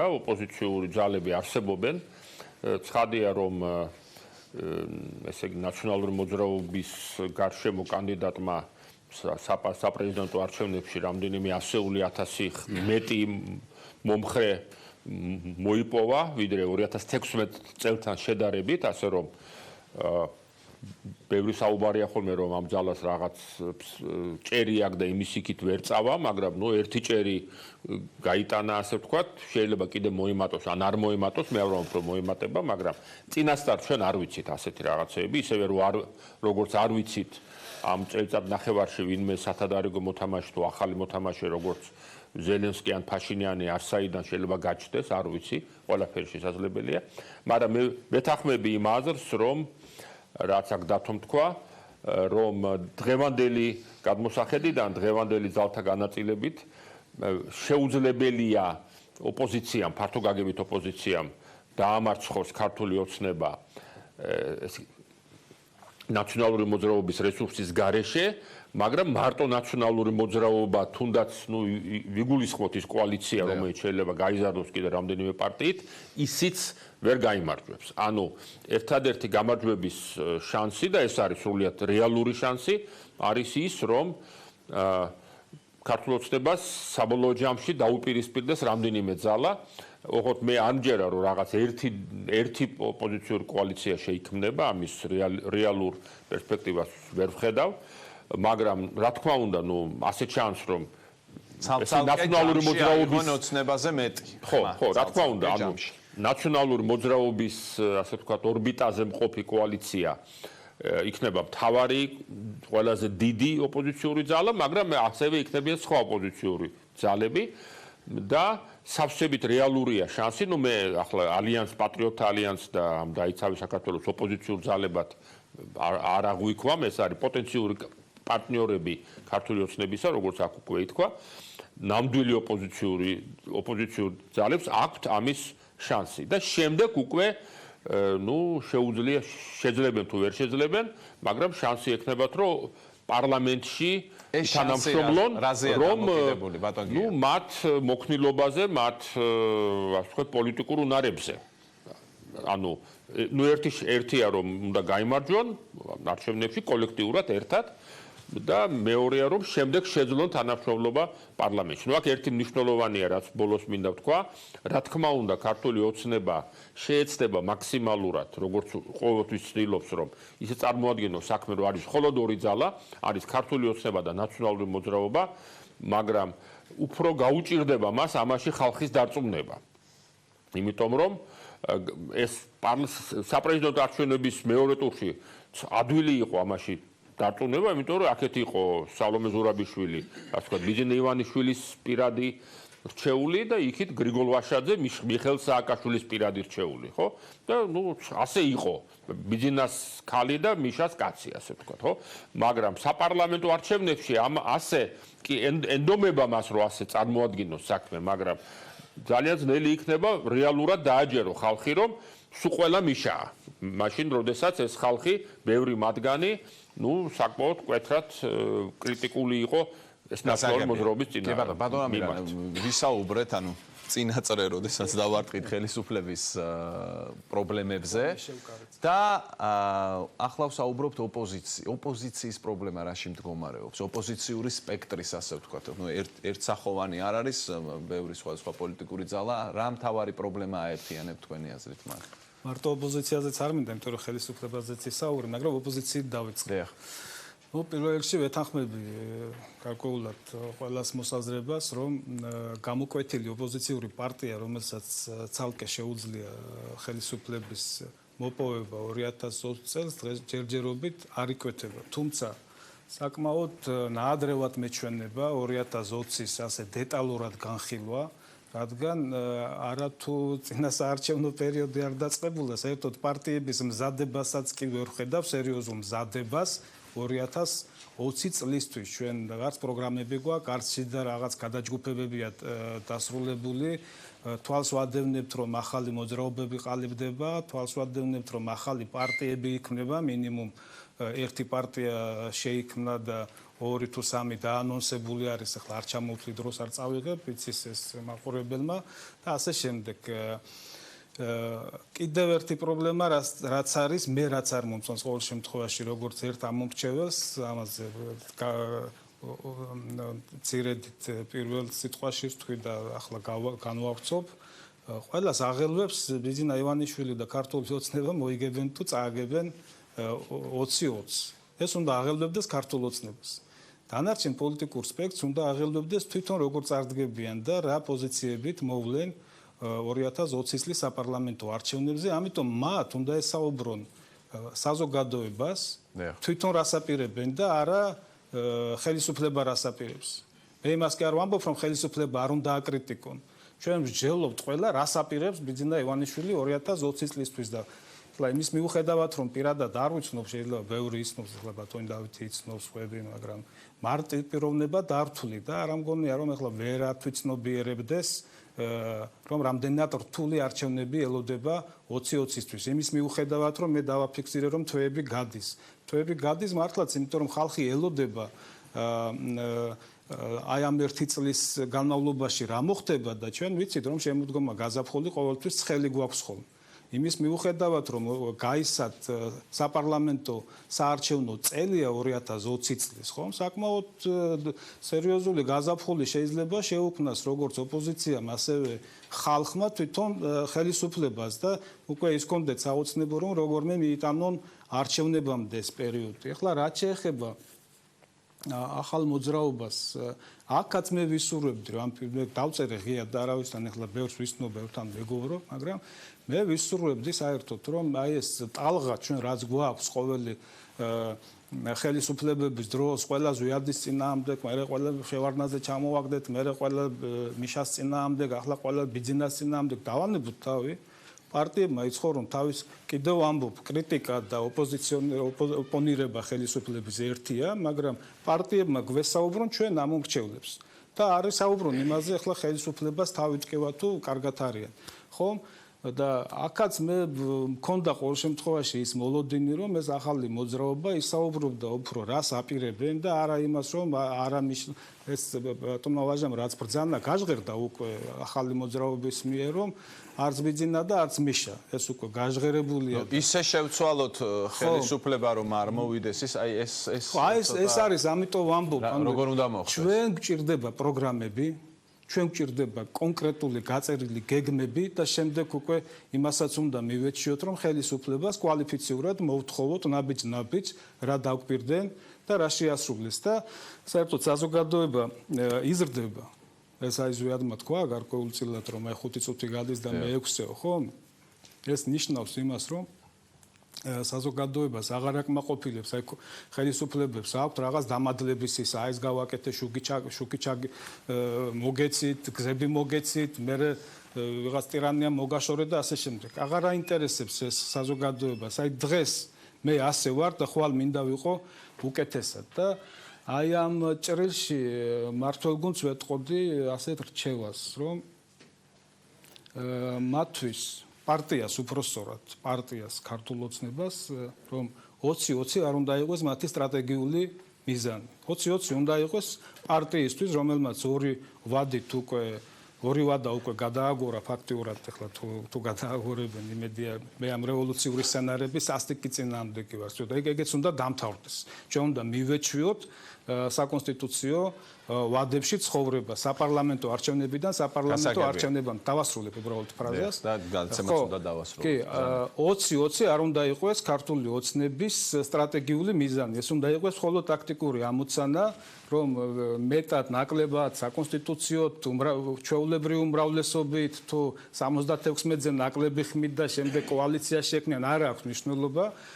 ეს უნდა იყოს ტაქტიკური ამოცანა, რომ ისინი ხელისუფლებაში მოვიდნენ რაღაც ფორმით და სტრატეგიული ამოცანა უნდა იყოს გაცილებით პერსპექტიული. პარტია უნდა შედგეს და პარტია შედგება მაშინ 2024-ში იქნება, 20-ში იქნება თუ 28-ში, როცა წააგებენ არჩევნებს, ოდესმე ჩვენ ხო მერტმა დაგვიფაროს რომ მუდმივად ერთი პარტია იყოს ხელისუფლებაში, ხო? მაგრამ ოდესმე როცა წააგებენ ხელისუფლებაში, არჩევნებს კი არ ჩამოიშალოს ეს პარტია, არამედ გადაინაცვლოს ჩვეულებრივად ოპოზიციაში და გააგრძელოს ცხოვრება, გააგრძელოს საქმიანობა და იბრძოლოს ისევ ხელისუფლებას. მადლობთ. აი ამას ველოდებით და ამას თუ ძალიან დიდი მადლობა თუ კი გსურთ ვინმეს რამეს დამატება შემიძლია მოგცეთ დრო ამისთვის, სწორად და დავასრულოთ. აღარ გვაქვს, უფრო სწორად გადავაცილეთ კიდეც. ძალიან დიდი მადლობა გადაცემაში მონაწილეობისთვის და მაყურებელს დიდი მადლობა რომ 2 საათი იყო ჩვენთან ერთად მომავალ შეხვედრამდე.